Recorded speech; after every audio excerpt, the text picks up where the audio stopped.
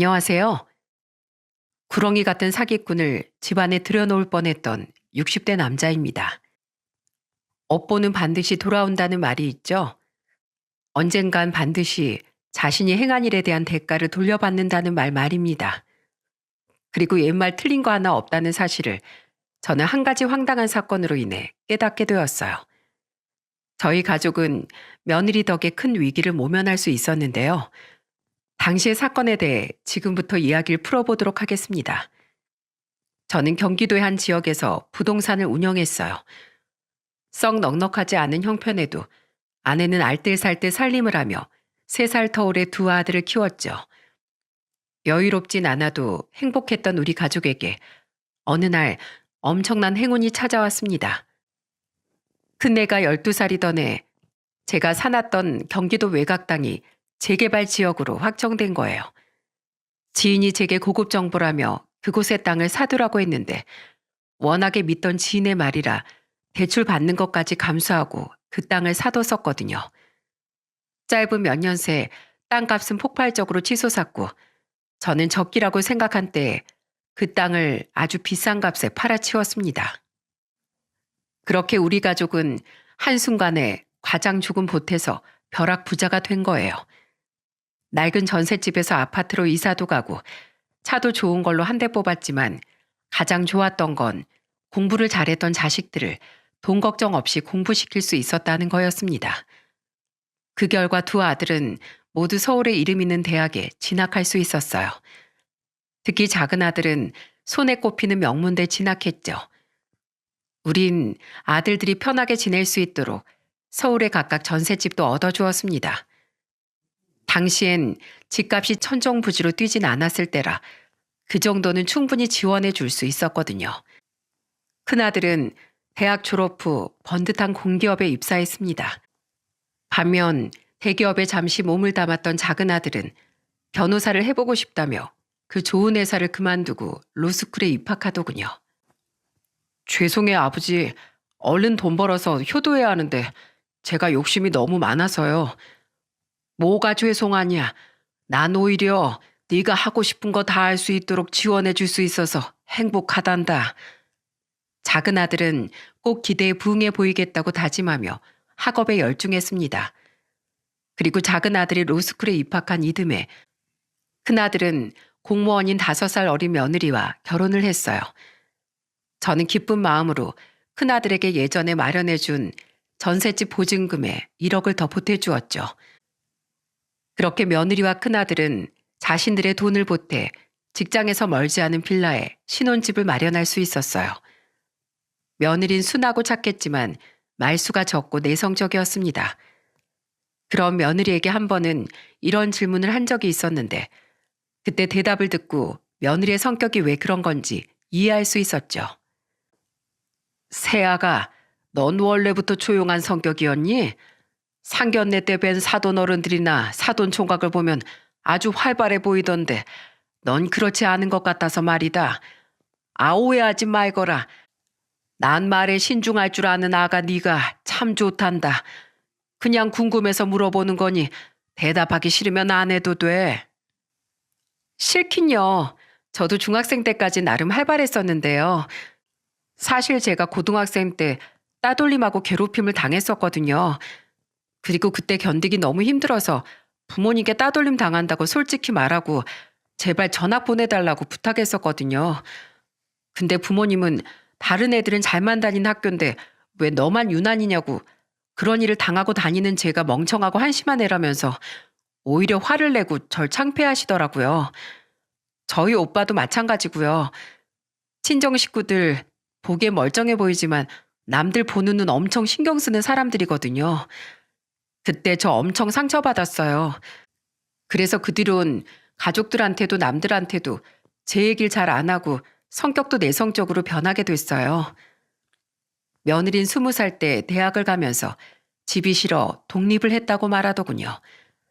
그런 딸이 괘씸하다며 사돈들은 월세와 학비, 생활비 그 어느 것 하나도 지원해 주지 않았다고 했죠. 어차피 도움받을 생각도 없어서 며느린 대출받고 스스로 아르바이트를 하며 대학을 졸업했다고 해요. 독립한 뒤론 집에 잘 왕래하지 않고 살다가 그래도 가족은 불러야 할 것 같아 결혼식엔 참석을 부탁했지만 결혼한 뒤론 거의 인연을 끊고 살고 있다고 했죠. 좋지 않은 가정사라 미리 말씀드리지 못했어요. 죄송해요. 아니다. 누구나 속사정은 있는 거 아니겠니? 그래서 명절에 얼른 친정에 가라고 해도 그렇게 괜찮다고 말했었구나. 말하기 힘들었을 텐데 얘기해줘서 고맙다. 아내와 전 그런 며느리가 안쓰러웠습니다. 며느리의 상처를 부모로서 보듬어주고 싶었어요. 그렇다고 자주 찾아가거나 만나자고 하면 부담스러워할 것 같아 과하지 않은 선에서 우린 며느리를 챙겨주기 위해 노력했죠. 세아가 퇴근했니? 이제 막 하려고요. 근데 무슨 일이세요, 아버님? 내가 늦지 않게 왔구나. 잘 됐다. 내가 마침 너 일하는 곳 근처에서 서울 사는 친구 놈이랑 약속이 있었거든. 근데 지나가다 보니 옷가게 옷이 너무 예쁘지 뭐냐. 네 생각나서 들어가서 물어보니까 요즘 젊은 사람들한테 인기 있는 옷이라고 하기에 하나 사왔다. 나 이것만 주고 갈 테니까 어서 나와봐. 세아가 너 요새 허리가 많이 안 좋다며 나랑 네 시애비가 홈쇼핑 방송을 보는데 마침 허리 마사지기를 팔더라고. 효과가 좋다길래 얼른 주문했다. 너희들 집으로 보냈으니까 요긴하게 써라. 저와 아내는 별 신경 안 쓴 척 이것저것 사다가 품에 안겨만 주고 도망치듯 집에 오기, 며느리를 위한 물건들 택배로 보내기, 또 큰아들만 불러서 며느리가 좋아하는 음식 잔뜩 싸서 보내기 등등 나름대로 열심히 머리를 굴렸습니다. 그러던 어느 날 아내가 보낸 전시회 티켓을 받은 며느리는 전화를 걸어 저와 아내에게 함께 가자더군요. 친구나 아들이랑 가래도 꼭 우리랑 가고 싶다기에 우리 부부는 오랜만에 문화생활을 즐기게 됐어요. 그 뒤 며느리는 꼭 식사를 대접하고 싶다며 우리 한정식집에 데려갔습니다. 그리곤 그곳에서 펑펑 울며 고마움을 토로하더라고요. 어머님, 아버님, 전시회 티켓 어머님 친구분이 아니라 어머님이 직접 알아보고 사신 거죠? 아니야. 정말 친구가 준 거야? 저 다 알고 있어요. 아버님이 사셨다던 옷. 제 직장 근처에는 없는 메이크업 브랜드더라고요. 저 때문에 직접 옷 사러 돌아다니셨던 거죠? 그리고 저에게 보내주셨던 허리 안마기 홈쇼핑에서 판매된 적도 없었더라고요. 그동안 제가 부담 가질까봐 거짓말까지 하시면서 절 챙겨주셨던 거죠? 혹시 제가 불쌍하셨던 건가요? 아니다, 아니야. 나랑 네 시애민 그냥 네가 딸 같아서 예쁘고 착한 네 상처를 보듬어주고 싶어서 그랬다. 시부모도 결국 부모 아니겠니? 네가 싫다면 앞으로는 안 그러마. 아니 대체 왜 울어? 울지 말거라 아가. 싫다니요. 어떻게 싫을 수가 있겠어요. 너무 죄송하고 감사해서 그러죠. 어머님, 아버님, 저 누군가에게 이렇게 조건 없는 애정받은 거 중학생 때 이후로 남편 말고 처음이에요. 부족하고 모자란 절 질책하지도 않고 이렇게 잘해주셔서 정말 감사드려요. 슬픈 것도 아닌데 왜 자꾸 이렇게 눈물이 나는지 저도 모르겠어요. 애가 마음이 이렇게 여려서 앞으로 이 험한 세상 어떻게 살아가려고 해. 에휴, 나까지 눈물이 다 나는구나. 울지 마. 다 괜찮어. 앞으로 내겐 행복한 일만 가득할 거야. 나랑 네 시아버지가 그렇게 될 수 있도록 꼭 도와주마. 아내는 며느리를 안고 달래주었습니다. 그날 그 비싸고 맛있는 한정식을 우린 눈물 맛 반, 콧물 맛 반으로 먹었어요. 하지만 그 어떤 식사보다 값지고 소중한 한 끼였죠. 그때부터 우리와 며느리의 관계는 굉장히 가까워졌습니다.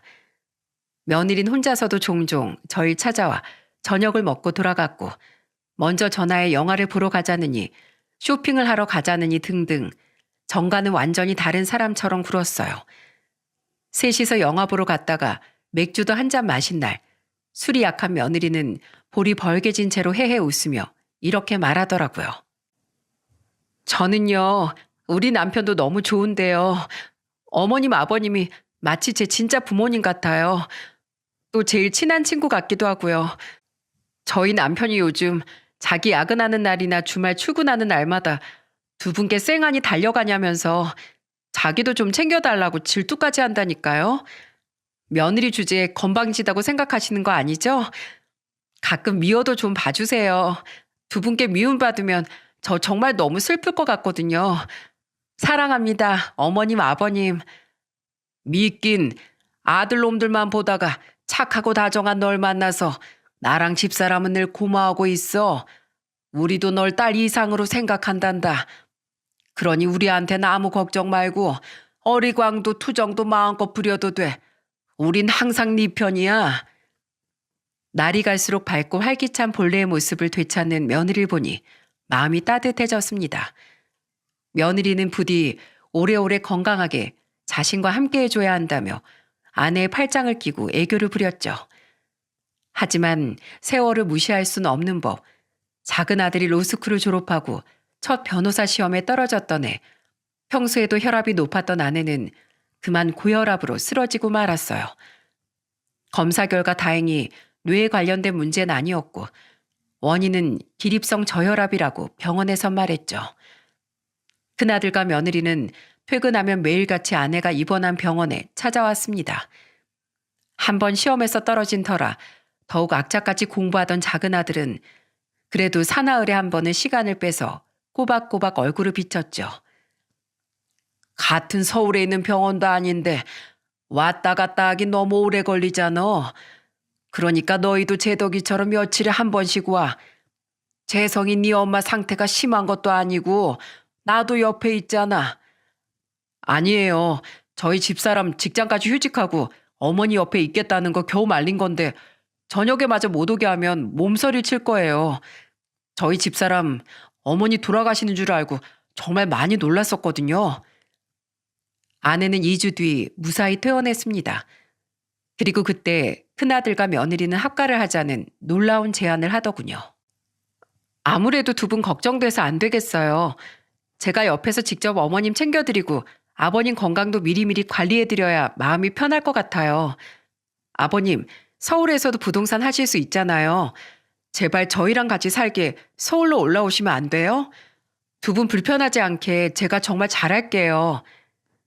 다른 집 며느리들은 합가는커녕 한 달에 한 번 보는 것도 싫어한다는데 그 마음이 얼마나 고맙습니까? 게다가 아내가 한 번 쓰러지니 만약 저와 아내가 둘 다 아프다가 큰일이라도 나면 어쩌나 싶어 저도 두렵던 차였어요. 그렇게 저와 아내는 집을 팔고 서울 외곽에 평수가 조금 더 넓은 아파트를 사서 큰아들 부부와 함께 살게 되었습니다. 어머님, 아버님 일어나세요. 어머님 병엔 적당한 운동이 최고 좋대요. 이제 새벽마다 저기 뒷산에 저랑 같이 올라가시는 거예요. 아셨죠? 아가, 넌 출근도 하는 애가 무슨 아침잠이 이렇게 없니? 조금만 더 자자. 안 돼, 아버님. 저번에도 그렇게 말씀하시곤 두 분 다 안 가셨잖아요. 며느린 건강을 위해서라며 저와 아내를 끌고 일주일에 5번씩 새벽 운동을 갔고 퇴근 후에도 저녁을 먹자마자 저녁 산책을 나가자고 체근했습니다. 게다가 아내와 저에게 그 나이에 1대1로 지도받는 헬스도 끊어주었죠. 저는 그런 건 젊은 사람들이나 하는 줄 알았는데 저희 나이대 사람들도 건강관리나 재활 목적으로 많이들 수업을 받더라고요. 아내 혈압에 좋다는 각종 음식에 단 음식은 안 좋다며 믹스커피 대신 차 티백들을 사다 놓는 등 며느린 정말로 지극정성이었습니다. 아버지, 어머니랑 아버지 두 분 다 요새 혈색이 너무 좋아지셨는데요.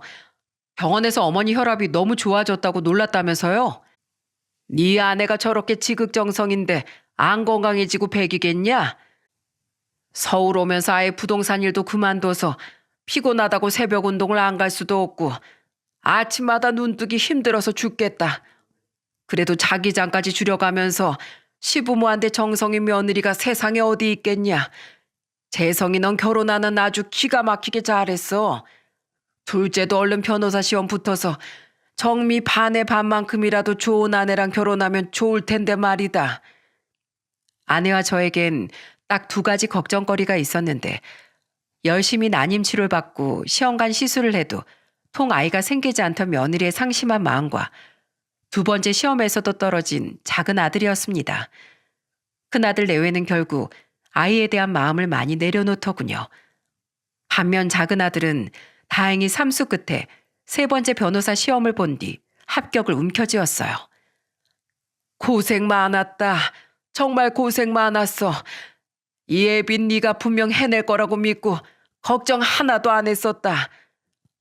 걱정을 안 하긴 제덕이 시험 보기 3일 전부터 자기가 더 긴장해서 잠도 잘 못 들던 양반이 허세는 제덕아 장하다. 이제 걱정은 모두 내려놓고 앞으로 변호사로서 네 포부 마음껏 펼쳐봐. 감사해요. 이게 다 두 분이 절 믿고 기다려주신 덕분이에요. 앞으로 살면서 절 이렇게 잘 키워주신 은혜 두고두고 갚아나가겠습니다. 그리고 형수님, 공부한다고 얼굴도 잘 비추지 못한 절 대신해서 저희 형보다도 더 저희 부모님을 정성껏 챙겨주셔서 감사해요. 제가 부모님에 대한 걱정을 조금이나마 내려놓고 공부에 집중할 수 있었던 건 전부 다 형수님 덕분이에요. 작은 아들은 저희 부부와 며느리에게 감사함을 전하고 싶다며 백화점에서 우리 셋의 선물까지 사왔더라고요. 며느린 과한 칭찬을 받은 것 같다며 쑥스러워했죠. 작은 아들은 필수 수습 기간을 마친 후 한 로펌에 취직해 변호사로서 당당히 살아가기 시작했습니다. 그리고 그 이듬해 자신도 이젠 안정을 찾고 싶다며 결혼을 선언하더군요. 아내와 전 기쁜 마음에 이것저것 물었죠. 몇 살인데? 뭐 하는 아가씨야? 부모님은 뭘 하시고? 하나씩 물어보세요, 아버지. 나이는 저보다 2살 어려요. 그러고 보니 형수님이랑 동갑이네요. 여자친구 어머님은 일찍 돌아가셨는데 아버님이 미국으로 건너가 병원을 운영하면서 사랑으로 외동딸인 자기를 키워주셨다고 하더라고요. 그래서 중학생 때부터 미국에서 살다가 거기서 미대까지 나왔는데 한국이 그리워서 혼자 한국에 들어왔다더라고요. 요즘엔 한국에서 전시회를 열겠다고 아주 열심히 그림만 그리고 있어요. 병원 운영하시는 거면 병원장이란 소리잖아. 들어보니 돈 많은 집안 아가씨 같은데 그럼 화가인 거니? 그 댁 부치는 뵌 적 있고? 미국에서 대학 친구들끼리 몇 번 전시회를 열긴 했는데 제대로 된 데뷔는 아직 못했나 봐요. 근데 아버지 말씀처럼 아버님이 부유하셔서 아직 돈벌이는 크게 관심이 없는 것 같아요. 돈이야 뭐 저도 잘 벌고 있으니 크게 신경 안 써요. 여자친구 아버님은 최근 한국에 들어오셨을 때 한번 인사드린 적이 있는데 젊은 사람들끼리 작게 시작해보는 게 앞으로 인생을 사는데 큰 도움이 될 거라면서 처음엔 아버님 도움 없이 시작해보라고 하시더라고요. 나중에 가서 힘들면 언제든 그때 도움 주시겠다면서요. 여자친구는 아빠가 결혼할 때 지원을 안 해주실 줄은 몰랐다며 저한테 미안해했는데 전 오히려 그런 아버님이 지혜로운 분인 것 같아서 오히려 좋았어요. 작은 아들은 수습으로 일한 지 얼마 안 됐던 때 접촉사고로 인해 예비 며느리를 만난 후 1년간 교제했다고 말했습니다. 당시 골목길에서 운전하던 아들은 코너에서 갑자기 걸어 나온 예비 며느리를 미처 못 보고 살짝 들이받았었다고 해요. 다행히 크게 다친 건 아닌 것 같았는데 혹시 모르니까 꼭 병원에 가보라고 제가 명함을 줬었거든요. 허리를 조금 다쳐서 여자친구는 한동안 병원을 다녔는데 저한테 합의금을 요구하거나 하는 행동은 일절 없고 딱 치료비만 받더라고요. 게다가 피해자는 자기인데 자꾸만 제 몸을 걱정해주는 모습을 보고 호감이 갔어요. 근데 여자친구가 먼저 저한테 저녁을 먹자길래 이때다 싶어서 냉큼 수락했던 게 이렇게 인연이 된 거예요. 제 여자친구 부유하게 자랐어도 불필요한 사치도 잘 안 하고 생각이 똑바로 바뀐 좋은 사람이에요. 한국에 와선 아버님이 보내주신 생활비에서 일부를 떼서 매달 보육원에 후원도 하고 있대요. 참 선하고 좋은 여자죠? 아들에게 들어보니 좋은 아이인 것 같더군요. 그런 아이를 며느리감으로 반대할 이유가 뭐가 있었겠습니까? 저와 아내는 흔쾌히 인사를 시키러 오라고 했죠. 그렇게 몇 주 뒤 아내와 저는 고급 한정식 집에서 예비 며느리를 만나게 되었습니다. 잘 다녀오세요, 어머님, 아버님. 식사 마치고 집에 와서 다 같이 커피 드실 거라고 했죠? 저희도 결혼식 끝나면 곧장 집으로 올게요. 죄송해요. 몇 주 전부터 미리 약속 잡힌 날인데 하필 저번 주에 부장님이 갑자기 아드님 결혼식 청첩장을 주셔가지고요. 저랑 아내 결혼할 때 부장님이 사모님까지 모시고 와서 축의금도 50만 원이나 해주셔가지고 저희 둘 다 안 가볼 수가 없네요. 비록 식사에는 함께하지 못했지만 아들과 며느리도 잠시 뒤 집에서 보면 분명 예비 며느리를 좋아할 거라고 생각했습니다. 처음 본 예비 며느리는 말 그대로 정말 참한 아가씨였거든요. 웃는 것도 말하는 것도 사근사근하고 어른의 말을 경청하며 자신의 의견은 확실히 하지만 부드럽게 말할 줄도 아는 모습에 참 잘 배운 아가씨구나 싶은 교양이 느껴졌죠. 전 엄마가 안 계셔서서 결혼하면 어머님 아버님 모시고 살고 싶었는데 이미 큰아드님하고 살고 계시다면서요. 너무 아쉬워요. 그래도 제 예비 형님께 지지 않는 좋은 며느리가 될게요. 그러니까 저도 많이 예뻐해 주셔야 돼요. 그럼 그리고 우리가 예뻐하는 게 뭐가 중요하니? 제덕이랑 너랑만 잘 살면 되지. 우리 식구가 되기로 결심해줘서 정말 고맙구나. 아니에요, 어머님. 전 예쁨 받는 며느리가 원래 꿈이었는데요, 뭘. 두 분처럼 좋은 분들 며느리가 되게 해주셔서 오히려 제가 더 감사하죠. 앞으로 잘 부탁드립니다, 어머님, 아버님. 제 형님 되실 분도 얼른 만나 뵙고 싶어요. 그렇게 좋은 분이시라니 저 너무너무 기대돼요. 말을 저렇게 하는데 어떻게 아내와 제가 마음에 들어하지 않을 수 있었겠어요? 저는 비록 사돈어른 되실 분은 지원을 않으신다고 들었지만 큰아들 때처럼 작은 아들에게도 똑같은 금액 정도는 지원해 주고 싶다고 말했습니다. 예비 며느리는 감사하다며 자신도 빨리 화가로 성공해 작은 아들에게 보탬이 되고 싶다고 말했죠. 화기애애한 분위기로 식사를 마친 뒤 우린 티타임을 위해 다 같이 집으로 돌아왔습니다. 잠시 뒤 무슨 일이 일어날진 상상도 못한 채 우린 웃는 얼굴로 다과를 하며 아직 오지 않은 큰아들 내외를 기다렸어요. 그리고 큰아들 내외가 집으로 돌아온 순간 상상도 못했던 예비 며느리의 추악한 정체가 밝혀지고 말았습니다. 저희 왔어요. 좀 늦었죠?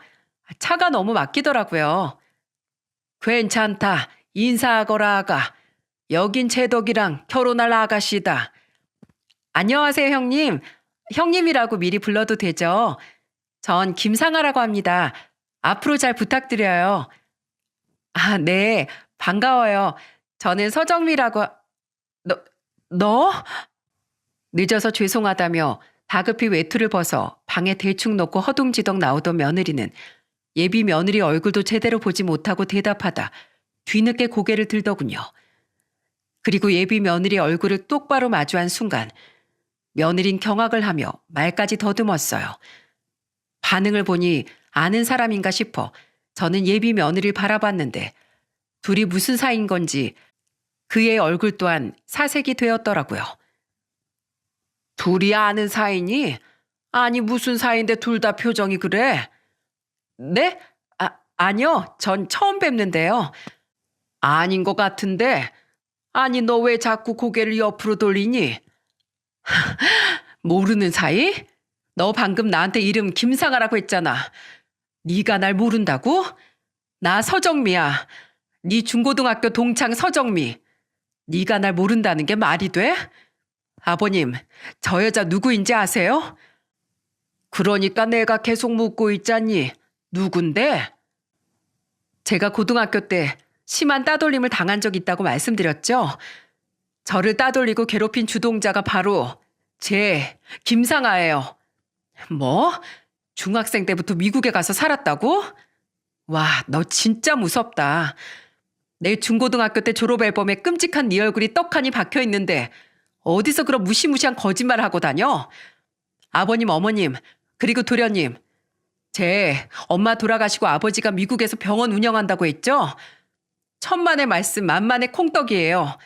쟤네 엄마 버젓이 살아있고 고등학교 때 하도 사고를 치고 다녀서 집에서도 두 손 두 발 다 놓고 내놓은 자식 취급하던 날라리였다고요. 절대 속지 마세요. 큰며느리의 폭탄 발언에 온 식구가 다 경악을 했습니다.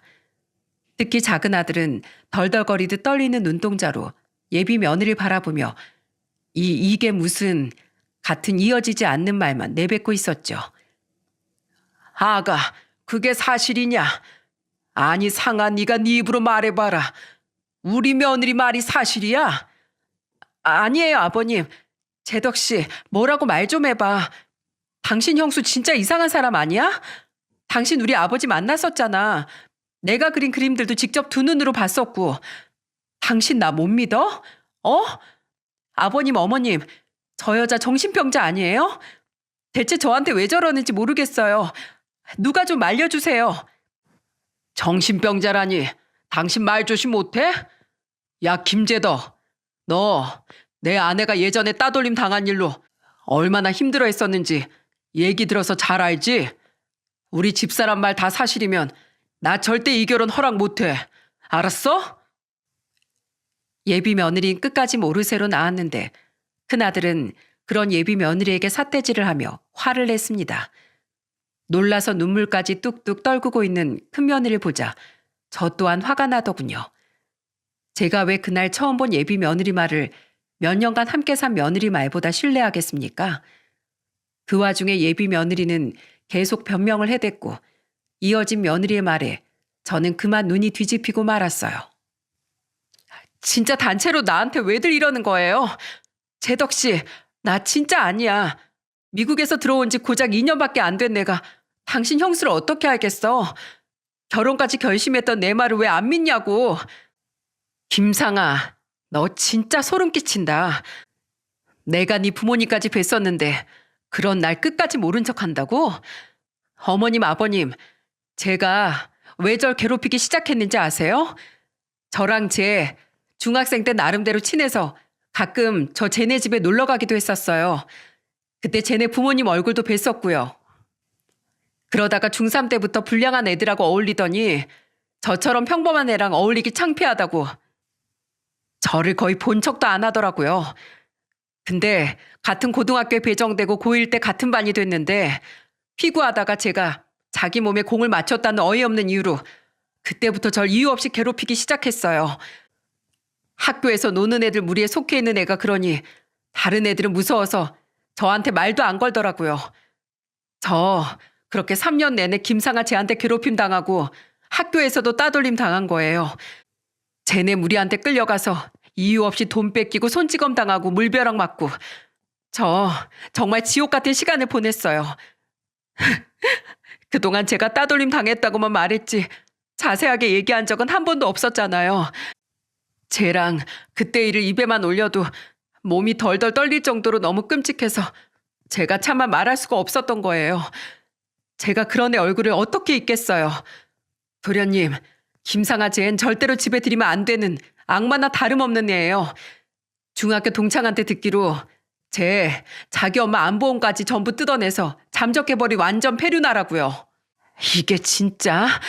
너 조용히 안 해? 재수없게 진짜. 왜 하필 쟤를 여기서 만난 거야? 며느리는 처절한 울음을 터뜨리며 경악스러운 진실을 털어놓더군요.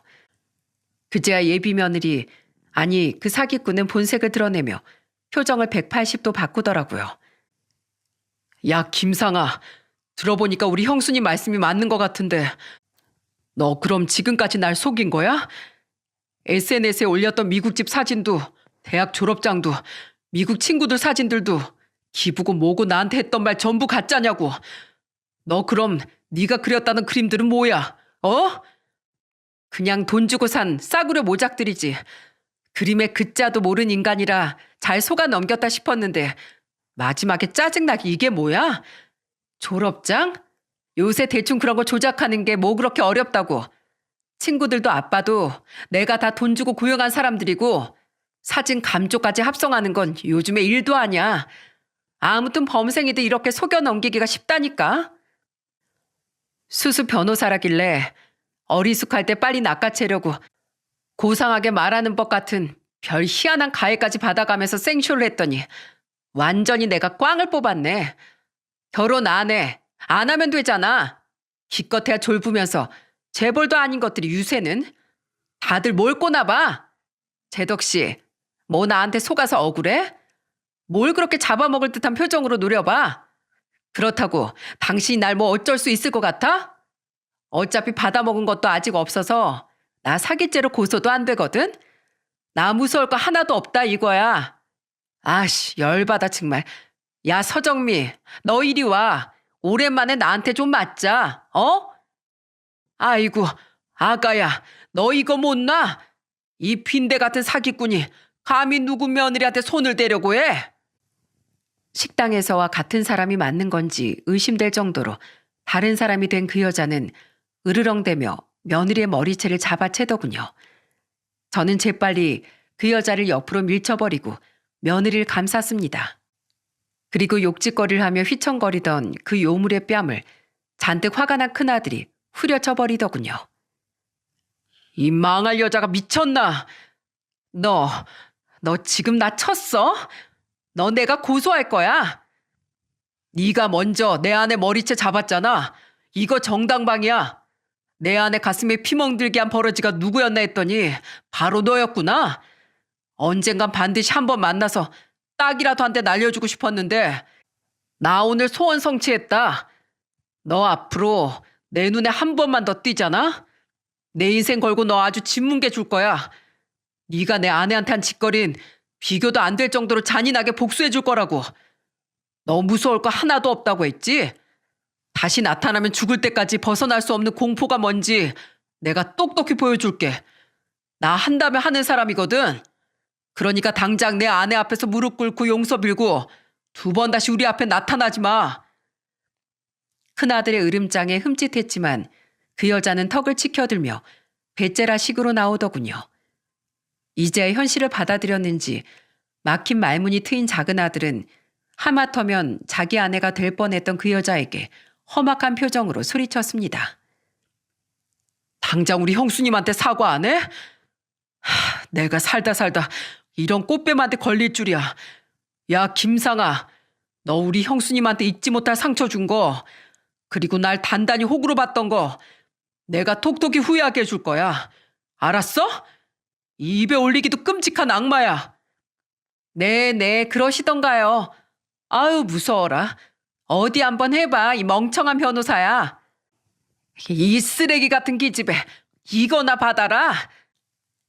그 여자는 콧방귀를 뀌곤 몸을 돌려 현관으로 향하더군요. 그런데 그때 갑자기 제 아내가 뒤에서 괴성을 지르며 달려오더라고요. 그리곤 그 여자에게 냅다 대야에 든 얼음물을 끼얹어 버렸죠. 어쩐지 조용하다 했더니 아내는 언제 대야에 얼음까지 담아서 물을 퍼왔던 거예요. 차갑다 못해 시린 물을 뒤집어 쓴 데다가 단단한 얼음으로 머리까지 두들겨 맞은 그 여자는 아악 소리를 지르며 도끼 눈을 떴습니다. 마지막으로 전 현관문을 열어 그 요물을 확 밀쳐버리며 소리쳤어요. 인간 같지도 않은 게 인간의 탈을 쓰고 우릴 기망했으니 얼음물을 뒤집어 써도 싸다. 너 같은 인간은 앞으로 자도 자는 것 같지 않고 살아도 산 것 같지 않을 정도로 끔찍한 삶을 살게 될 거라고 내 장담하마. 세상은 불공평한 것 같아도 언젠간 악한 놈들에게 벌을 내려주는 법이니까 썩 꺼져. 얼음을 한 바가지 더 퍼붓기 전에.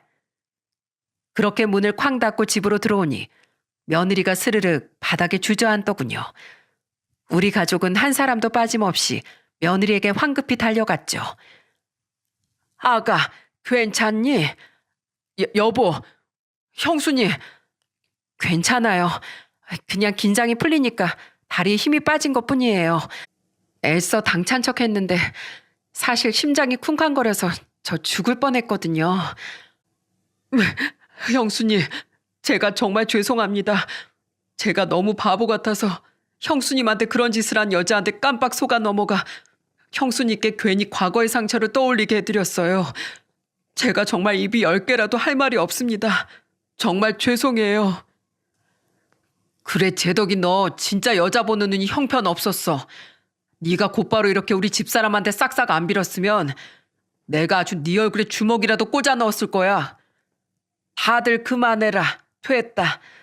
사람이 작정하고 속이려 달려들면 나라님도 깜빡 속아 넘어갈 수 있는 거야. 큰아들은 흐느끼며 며느리에게 사과하는 자기 동생에게 화를 냈고 저는 그런 애들을 말렸습니다. 며느리 걱정이 가장 컸지만 작은 아들 또한 엄연한 피해자였으니 상심이 클 거라고 생각했거든요. 아내는 며느리 어깨를 감싸 안으며 놀란 가슴을 진정시켜주고 있었어요. 그런 가족들을 쭉 둘러본 후 전 이렇게 말했습니다. 그래도 이게 얼마나 천만다행이냐. 세아가 아니었으면 우리 전부 그 끔찍한 애한테 깜빡 속아 가족으로까지 드릴 뻔했잖니. 고맙다 세아가. 늘 그렇게 생각하고 있었지만 오늘 다시 깨달았어. 넌 우리 가족에게 다시 없을 귀인이자 복이야. 너 같은 며느리를 만난 나는 전생에 나라를 10번이라도 구했나 보다. 아가, 아니 정미야. 저런 벌레 같은 인간한테 당했던 일 때문에 더는 네가 마음 아파하지 말았으면 좋겠구나. 넌 더 이상 힘없이 당할 수밖에 없었던 어린 정미가 아니야. 넌 그때의 상처를 꿋꿋하게 딛고 이겨낸 아주 멋진 어른으로 성장했잖니. 게다가 네 곁엔 이제 네 남편, 시동생, 나랑 네 시애미까지 있으니 넌 혼자도 아니야. 언제든 우리가 함께 할 테니 항상 우릴 믿고 절대 어디 가서든 기죽거나 겁먹지 말거라. 이 아버지가 항상 사랑하는 거 알지? 그래, 이 애미도 항상 정미 널 사랑한다. 너에겐 시부모이자 부모인 우리가 있다는 걸 항상 잊지 말고. 감사해요, 아버님, 어머니. 정말 감사해요. 그날 작은 아들은 오래도록 며느리에게 흐느끼며 사과를 멈추지 못했습니다. 그리고 그날 저녁 우리 5 식구는 오랜만에 새벽까지 술잔을 부딪히며 서로를 위로해 주었죠. 비록 그 여자 말대로 작은 아들은 그 여자를 사기 미수 정도로밖에 고소할 수 없었지만 작은 아들은 절대 그 여자를 가만두지 않겠다며 이를 갈더군요. 그리고 작은 아들은 불법적이지 않은 선에서 집요하게 수소문한 끝에 그 여자의 진정한 약점을 캐낼 수 있었어요. 경찰에 알아보니 이미 무려 사기 전과 이범이었던 그 여자는 기가 막히게도 2번째 처벌을 받은 뒤에도 꽃뱀짓을 하며 2명의 피해자를 만들어냈었더군요. 그 남자들한텐 이름도 가짜로 말하고 신분증까지 위조해 보여주면서 돈을 뜯어낸 뒤에 잠수를 탔었더라고요. 직업도 제대로 없는 여자가 저랑 만날 때 무슨 돈으로 부자인 척을 했나 했더니 그 남자들한테 뜯어낸 돈에 대출까지 받았었지 뭐예요. 아마 제가 집도 잘 살고 변호사이기까지 하니까 우선 속여서 결혼부터 한 다음에 돈을 뜯어내 빚을 갚으려고 한 것 같아요. 저 그 남자들한테 김상아 그 여자 본명부터 지금 지내는 곳까지 전부 폭로해줬어요. 그래서 그 사람들 저 통해서 그 여자 사기죄로 고소하겠다고 하더라고요. 그래서 제가 수임료도 무료로 해준다고 말했어요. 어차피 저한테 친 사기 미수까지 싹 다 묶어서 죄값을 치르게 할 거니까요. 두고 보세요. 세상 무서운 줄 모르고 까불어댄 그 여자한테 법의 참맛을 똑똑히 보여줄 거예요. 작은 아들은 돈을 받고 그 여자의 부친인 척했던 남자까지 찾아냈습니다. 같이 사기 동조범으로 고소하겠다고 말하니 그 남자는 친딸이 보험조차 안 되는 희귀병에 걸려 병원비를 벌기 위해 그런 일을 했다고 울며 불며 빌었다더군요. 자신이 없으면 병원비를 내지 못해 딸은 꼼짝없이 죽을 날만 기다려야 한다면서요. 조금 알아보니 그 남자의 말이 정말이길래 결국 작은 아들은 그 남자를 용서해 주기로 했죠. 그렇게 소송 싸움을 하던 와중 며느리는 모르는 번호로 전화 한 통을 받게 되었습니다. 당시 저와 아내는 며느리와 함께 과일을 먹고 있었기에 며느리의 통화 내용을 모두 들을 수 있었어요. 사과를 깎고 있느라 며느리가 휴대전화를 바닥에 내려놓고 스피커폰으로 받았거든요. 그리고 전화를 건 주인공의 정체를 안 순간 우리의 표정은 무섭게 굳어버리고 말았습니다. 그 사람은 바로 며느리의 철천지 왼수인 그 사기꾼이었으니까요. 그런데 그 여자는 당당했던 모습은 온데간데 없이 꼬리를 바짝 내리며 며느리에게 애원을 하더라고요. 정미야, 나야, 상아. 뭐? 네가 내 번호는 어떻게? 아니, 그것보다 네가 무슨 염치로 나한테 전화를 걸어? 내가 지금 발등에 불이 떨어져서 사람 좀 써서 알아냈어. 그게 중요한 게 아니라 정미야, 나 너한테 사과하려고 전화했어. 내가 예전에 너한테 너무 심했지. 정말 미안해. 원래 10대 땐 철이 없는 법이잖아. 어린 마음에 그런 못된 행동을 했던 거지. 나 너 별로 안 싫어했어. 진짜야. 성인 되고 너한테 사과하려고 했는데 연락이 끊겨서 못한 거라니까. 우리 중학생 땐 그래도 친했잖아. 예정을 생각해서라도 나 한 번만 용서해주면 안 될까? 그리고 네 시동생한테 나 좀 봐달라고 부탁해주면 안 돼? 대체 그 인간은 그놈들 어떻게 찾아낸 거야? 그 인간 지금 완전 눈돌아서 어떻게든 나 교도소에 집어쳐넣으려고 난리도 아니야. 나 전과도 있고 전에 그놈들한테 뜯어먹은 액수가 어마어마해서 진짜 교도소 가게 생겼단 말이야. 제발 네 시동생한테 네가 나 용서했다고, 그러니까 한 번만 봐주라고 얘기 좀 해줘. 네 말은 듣는 신용이라도 할 거 아니야.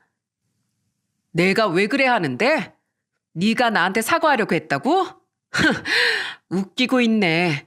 넌 정말 입만 열면 냄새나는 거짓말만 늘어놓는구나. 잘 들어 김상아. 난 네 말 한마디가 무서워서 덜덜 떨던 과거의 내가 아니야. 난 이미 과거를 이겨냈고 지금의 나한텐 더없이 든든한 가족이 무려 4명이나 있어. 별 볼 일 없는 사기꾼인 너 따윈 하나도 무섭지 않다고. 난 널 용서해 줄 생각 따윈 코딱지만큼도 없고, 그러니까 도련님한테 널 봐달라고 부탁할 생각은 그 반의 반만큼도 없어. 그러니까 헛물 켜지 말고 네가 저지른 죄값 얌전히 받도록 해.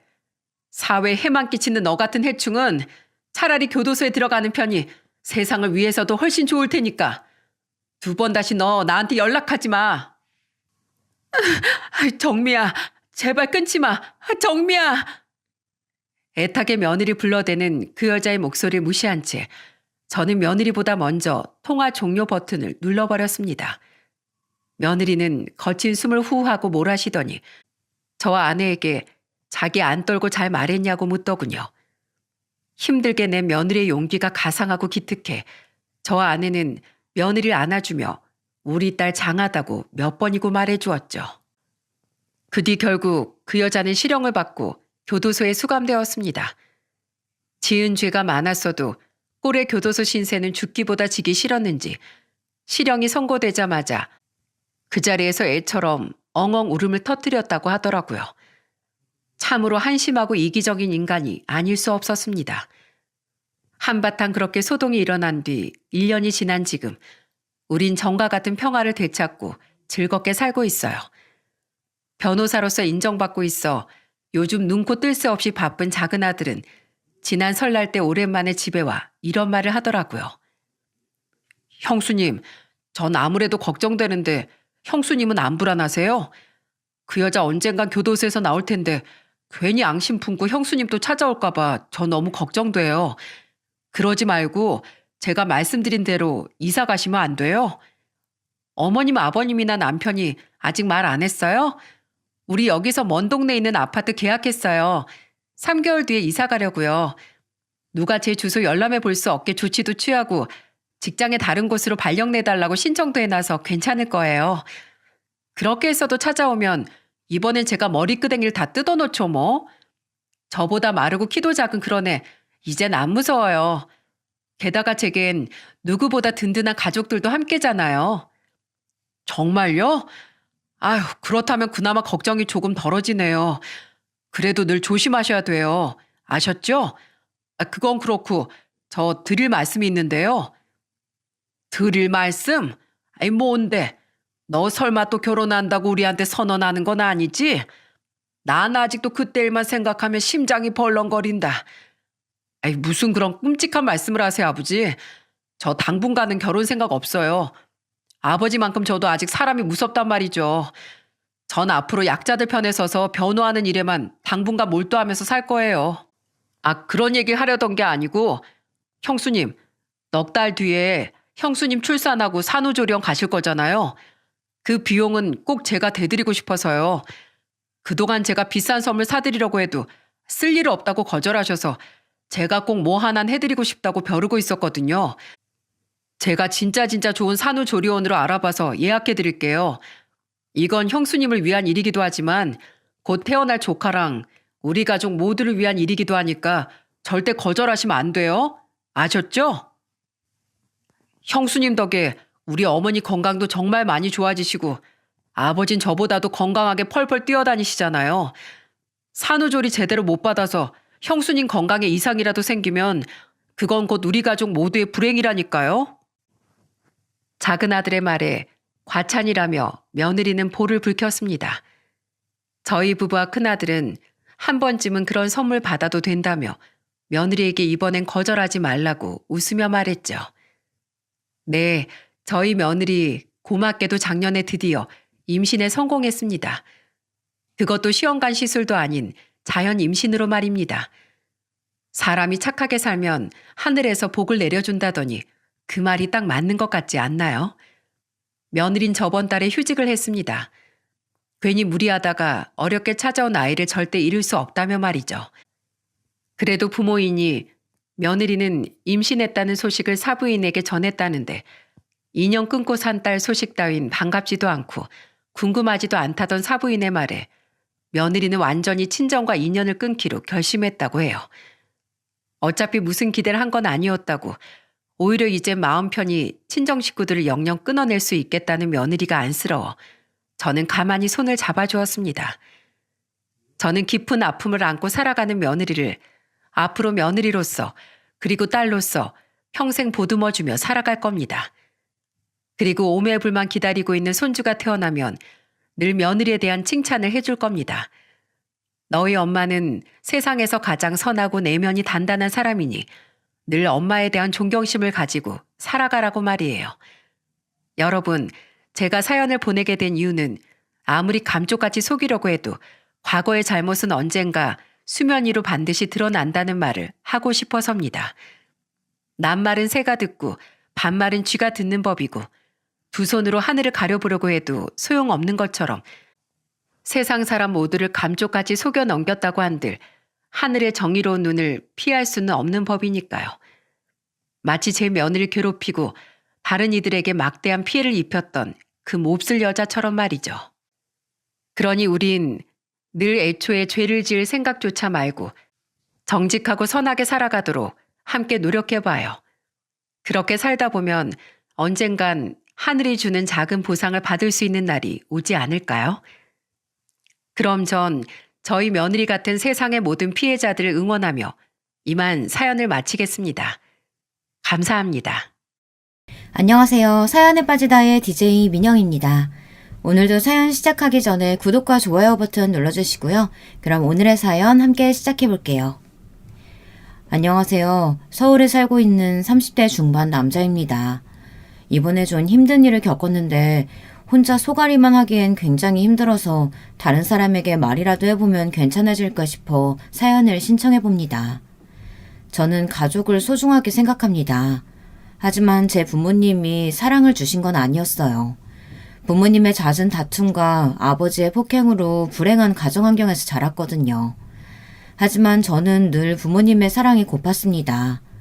처음에는 제가 혼자 잘 지내는 사람이라고 생각했어요. 하지만 이제와 생각해보면 너무 외로워서 남들에게 이 모습을 보여주기 싫어 혼자 잘 지낸다고 착각하면서 살았던 것 같네요. 그렇다고 제가 남들처럼 평범하게 다니지는 않았던 것 같습니다. 부모님은 제가 태어나서부터 사이가 좋으시지 않으셨어요. 제 어린 기억부터 싸움이 끊이질 않았거든요. 어머니는 늘 술에 취해 들어오시고 아버지는 그런 어머니를 늘 때리셨어요. 그러다가 둘은 곧 사이가 좋아졌고 또 어느 순간 서로 싸우고 있었습니다. 저는 모든 부모님이 이렇게 사는 줄 알았어요. 그리고 부모님은 늘 화가 난 상태로 저에게 얘기를 해서 저 또한 화난 말투로 얘기를 했어요. 그래서 어릴 때 친구들과 대화를 하면 늘 싸웠습니다. 전 굉장히 억울했어요. 그저 같이 놀고 싶어서 친구들에게 말을 붙인 것뿐인데 늘 싸움으로 번지니 그 어린 나이에도 생생히 기억날 정도로 답답했었어요. 하루는 친구 어머니가 찾아와 자식 교육 똑바로 안 시키냐고 욕을 퍼부었어요. 그 이야기를 들은 어머니는 화가 잔뜩 나서 저를 때렸습니다. 저는 너무 아팠지만 제가 잘못했다고 생각해서 맞고만 있었어요. 그리고는 팬티바람으로 쫓겨났습니다. 너무 추워 신문지라도 찾아야 하나 싶었지만 너무 창피해 움직이지를 못했어요. 다행히 옆집 할머니께서 저를 발견해서 저는 옆집으로 가서 몸을 녹였습니다. 할머니 집에 들어서니 구수한 된장 냄새가 났어요. 어릴 때 기억이라 생생하게는 잘 기억이 안 나지만 그 냄새만큼은 저를 따뜻하게 맞아줘서 아주 좋은 기억으로 남아있습니다. 그리고 할머니는 제게 옷을 줬습니다. 제 몸보다는 컸지만 제법 맞는 옷을 받았어요. 옷에서는 장록 속 쿰쿰한 냄새가 났었지만 저는 그 쿰쿰한 냄새가 너무 좋았습니다. 처음으로 사람의 온기를 느껴서 그런지 그 냄새마저 행복했어요. 몇 시간이 지나고 어머니가 저를 찾는 소리가 들렸습니다. 어머니는 늘 술에 깨면 저를 찾아 미안하다고 하셨거든요. 그날도 어김없이 저를 찾고 있는 소리가 들렸어요. 저는 가만히 할머니를 쳐다봤습니다. 가기가 싫었거든요. 하지만 할머니는 가야 한다며 엄마가 걱정한다고 빨리 가보라고 했습니다. 엄마가 걱정하니까 오늘은 이만 가고 다음에 또 놀러 오너라. 이 할미가 맛있는 과자랑 밥도 주마. 착하지? 저는 그 후로 옆집 할머니 집에 종종 놀러 갔습니다. 가끔은 할머니가 저를 보며 눈물을 훔칠 때도 있었는데 할머니 손자가 사고로 세상을 떠났다고 하더라고요. 그래서 할머니는 저를 더 예뻐해 주셨어요. 하지만 그 행복도 곧 끝나고 말았습니다. 그날도 어김없이 옆집 할머니 집으로 놀러 갔는데 들어가자마자 식은땀이 나고 온몸이 붓고 말았어요. 할머니가 쓰러져 계셨거든요. 할머니를 아무리 흔들어 깨웠지만 일어나지 않았어요. 그래서 전 슈퍼 아주머니께 달려가 울면서 할머니가 쓰러졌다고 말했죠. 너무 당황해서 그땐 어디에 전화를 해야 하는지 몰랐거든요. 다행히 할머니는 정신을 차리셨지만 상황이 안 좋아져서 병원에 지내셔야 했습니다. 그래서 전 더는 갈 곳이 없어졌어요. 갈 곳이 없어진 저는 집에 있어야만 했어요. 친구도 없어서 혼자 지내야 했습니다. 배가 너무 고파 라면을 끓여 먹었어요. 하지만 그땐 라면을 처음 끓여 먹는 거라 완전 한강물에 면은 퉁퉁 불어서 정말 맛이 없었습니다. 라면을 먹는데 옆집 할머니가 너무 보고 싶어 닭똥 같은 눈물을 흘리며 라면을 먹었습니다.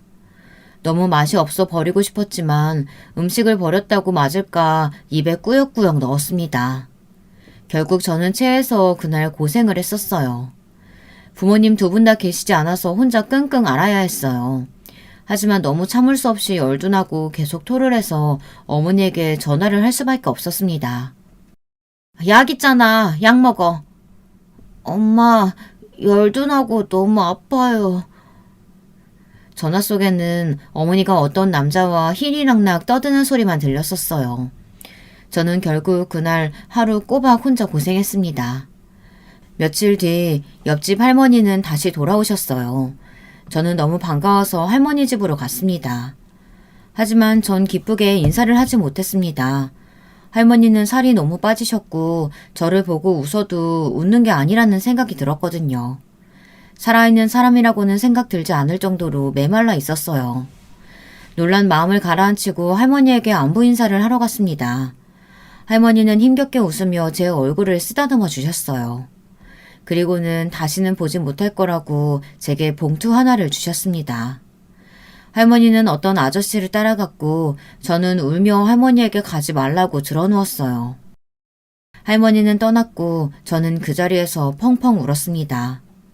할머니가 준 봉투 안에는 10,000원짜리 돈이 들어있었고 메모지에는 마지막 선물이라고 아껴서 잘 쓰라고 적혀 있었습니다. 그 돈을 어떻게 쓰겠어요. 할머니의 마지막 선물이라는 생각에 저는 아무도 보지 못하는 곳에 숨겨두었어요. 하지만 이내 저는 이 돈을 뺏기고 말았습니다. 아버지가 돈이 필요해서 집 구석구석 뒤지고 있는 걸 지켜보고 있었죠. 괜히 또 가서 다시 숨겼다가는 맞을 것 같아 가만히 있었습니다. 역시나 아버지는 제 돈을 찾았어요. 돈이다! 근데 이거 내가 숨긴 게 아닌데? 아버지는 저를 쳐다봤어요. 네 놈이구나! 너 이 새끼 돈 어디서 났어? 옆집 할머니가 주셨어요. 이 새끼가 어디서 거짓말을? 아버지는 제가 훔쳤다고 생각하고 버릇을 고쳐주겠다고 저를 때렸습니다. 어머니가 퇴근할 때까지 맞았습니다. 아무 말도 못하고 맞기만 하는 제 자신이 한심했고 힘이 없는 저를 원망했어요. 빨리 어머니가 왔으면 좋겠다는 생각을 했습니다. 하지만 그날 어머니는 오지 않았고 지친 아버지는 제 돈을 들고 나갔습니다. 울 힘도 없었어요. 너무 많이 맞아서 아프지도 않았습니다. 그냥 아무런 감정이 없었어요. 점점 졸려와 잠이 들었어요. 차가운 무언가가 제 등에 느껴져 일어나게 됐습니다. 할머니? 옆집 할머니가 있는 게 아니겠어요? 근데 조금 달랐어요. 예전 모습을 하고 저를 보고 울고 계셨습니다. 조금 다른 건 머리 모양과 눈 모양이었고 조금 더 늙어 있었어요. 누구세요? 옆집 할머니라고 착각했던 할머니는 제 친할머니였어요. 어릴 때 보고 한 번도 보지 못해서 알아보지 못했어요. 할머니는 괜찮다며 누워있으라고 했어요. 그제야 저는 제 몸이 말이 아니라는 걸 알게 됐습니다. 긴장이 풀려서 그런지 점점 고통이 오더라고요. 팔도 부러진 것 같고 온몸이 부러진 것처럼 너무 아팠습니다. 할머니는 안쓰러운 표정을 하시곤 연고를 발라주셨어요. 오랜만에 누군가의 걱정을 받아 그런가 처음으로 맞은 게 다행이라고 생각을 했습니다. 그때 어머니가 또 술에 취한 채로 집에 들어왔습니다. 어라? 어머니네? 어라, 어머니 돌아가셨는데? 우리 집에는 왜 왔어요? 너는 네 새끼가 보이지도 않아? 돌아가시긴 여기 살아계신다. 아이, 할머니. 나 해장국 좀. 이년아, 너는 네 자식 맞고 이 지경 됐는데도 아무 생각이 안 들어? 아니, 왜 나한테 소리를 질러요? 맞을 짓을 했으니까 맞았겠지. 나도 맞는데 쟤라고 안 맞겠어? 이 썩을 놈의 자식이? 아이고, 저런 놈이 어른이라고. 그날 저는 친할머니를 처음 봤습니다. 처음 봤지만 할머니의 사랑이 느껴졌어요. 시골집이 멀어 자주 올라오시지는 않았지만 오실 때마다 내 새끼, 예쁜 우리 강아지 이러면서 제게 좋은 말만 해주셨어요. 그래서 저는 할머니와 살면 얼마나 행복할까 매일 할머니와 같이 사는 상상을 하며 하루하루를 버텼습니다. 부모님은 여전했습니다. 집안은 늘 싸움 소리만 들렸고 아버지는 분이 풀릴 때까지 어머니를 때렸어요. 아버지가 나가면 어머니는 술을 찾아 취할 때까지 마셨고 취한 어머니는 저를 때리며 저를 원망했습니다. 그리고는 술이 깨서는 저를 보고 미안하다고 안아줬어요. 그런 어머니의 품이 싫지는 않았어요. 그냥 술이 깬 모습이 진짜 어머니고 술에 취한 어머니는 술귀신이 붙어서 그런 거라고 생각했습니다. 술버릇이라고 생각하고 참았는데 어느 날은 경찰이 온 게 아니겠어요. 하지만 경찰은 애를 그렇게 혼내면 안 된다고 살살 혼내라고 하곤 그냥 갔습니다. 이런 생활을 반복해서 지내왔어요. 하루는 학교를 갔다 오니 이상한 소리가 들렸어요. 안방에서 나길래 제가 누구 있냐고 물어봤고 그때 쿠다다당 하는 소리와 함께 어머니가 안방으로 나왔어요. 어머니는 아주 놀란 눈으로 제게 왜 이렇게 일찍 왔냐고 물어봤어요. 평소 하교하는 시간에는 어머니가 집에 있을 리가 없으니 몰랐겠죠. 그리고는 아버지에게 말하지 말라고 하곤 안방에서 처음 보는 아저씨가 나오는 게 아니겠습니까? 근데 어디서 본 아저씨였어요. 아버지 친구였습니다. 가끔 저희 집에 와서 술도 마시고 자고 가고 아버지와 아주 친한 친구라고 생각했는데 어머니와 그렇고 그런 사이라니. 아저씨는 제게 용돈을 주고 절대 얘기하면 안 된다고 말하고는 어머니와 나가셨어요. 하지만 이게 다 아버지 잘못 아니겠어요? 누가 때리는 사람을 좋아하겠습니까? 아저씨는 아버지와 다르게 젠틀한 이미지거든요. 저는 하루하루가 괴로웠습니다. 하지만 이게 다행인지 불행인지 아버지가 아시게 됐습니다. 아저씨를 저희 집에 초대해 같이 저녁을 먹었어요. 저는 속이 좋지 않다고 방에 들어갔습니다. 실제로도 속이 좋지는 않았어요. 아저씨와 어머니를 보고 있자니 속이 너무 안 좋더라고요. 그때 누군가 때리는 소리가 들렸어요. 저는 문을 살짝 열어보니 아저씨가 쓰러져 있었습니다. 어머니는 그런 아저씨를 부축해주고 있더라고요. 그리고 아버지는 어머니의 뺨도 때렸습니다. 이 자식들이 나를 가지고 놀아? 내가 모를 줄 알아? 이 동네 다 내 손바닥 아니야. 그걸 속이려고 해? 여보, 내가 잘못했어. 그만 때려. 아님 나를 때려 차라리. 얼씨구, 이년 미쳤나. 지금 누구 편을 드는 거야? 네 서방 여기 있는 거 안 보여? 아버지는 계속 아저씨를 때렸어요. 엄마는 무릎을 꿇고 계속 빌었어요. 그러다 어머니가 아버지의 뺨을 때렸죠. 이 펜나가 미쳤나? 그래 미쳤다. 왜? 허구한 날 때리고 뭐 당신은 바람 안 펴? 내가 아는 거랑 네가 아는 거랑 같냐? 어떻게 달라? 나는 그래도 한 명이지. 너는 이 여자 저 여자 다 만나잖아. 나 이렇게는 못 살아. 우리 이혼해. 나 너 같은 쓰레기랑은 못 살아. 내가 너 때문에 인생 다 망했어. 네 씨 때문에 내가 망했다고. 아버지와 어머니는 계속 싸웠습니다. 밤이 새도록 싸웠고 결국 어머니는 집을 나갔습니다. 그 이후로 어머니는 두 번 다시 볼 수 없었어요. 어머니와 아버지는 이혼을 하게 됐고 저는 아버지와 함께 살게 됐죠. 저는 아버지가 언제 때릴까 늘 두려움에 떨며 살았는데 때리기는커녕 저에게 살갑게 대해주는 게 아니겠어요? 좀 이상하지 않으세요? 갑자기 잘해주니 저는 아버지가 왜 이러나 싶었습니다. 몇 달 뒤 아버지는 한 여자를 데려왔어요. 엄청 젊어 보이는 여자인데 한국말을 못했습니다. 아버지는 이 여자를 앞으로 엄마라고 부르면 된다고 말했죠. 아버지가 할머니께도 얘기했는지 할머니가 저희 집에 오셨습니다. 할머니는 아버지의 재혼을 반대했어요. 아버지는 할머니 말을 듣지 않고 재혼을 했고 저는 할머니와 살게 됐습니다. 오히려 저는 좋았어요. 시골로 오게 됐지만 어차피 친구도 없었고 부모님보다는 할머니를 좋아했기 때문에 할머니와 행복한 나날을 보냈습니다. 저에게 부모님은 할머니라고 말할 정도로 할머니는 지극정성으로 저를 키우셨어요. 하지만 제가 사춘기가 심하게 와서 사고를 자주 쳤어요. 시골로 와서 저는 친구를 사귀게 됐는데 그 친구가 질이 좀 좋지 않았어요. 오토바이는 물론 술, 담배는 기본이었죠. 그래서 저도 오토바이를 타고 술, 담배를 시작했어요. 할머니는 그런 저를 아무 말 없이 사랑으로 키웠습니다. 그러다 하루는 할머니가 저의 손을 꼭 잡고 그 친구와 놀지 말라고 말했습니다. 그 시기엔 친구가 정말 소중하잖아요.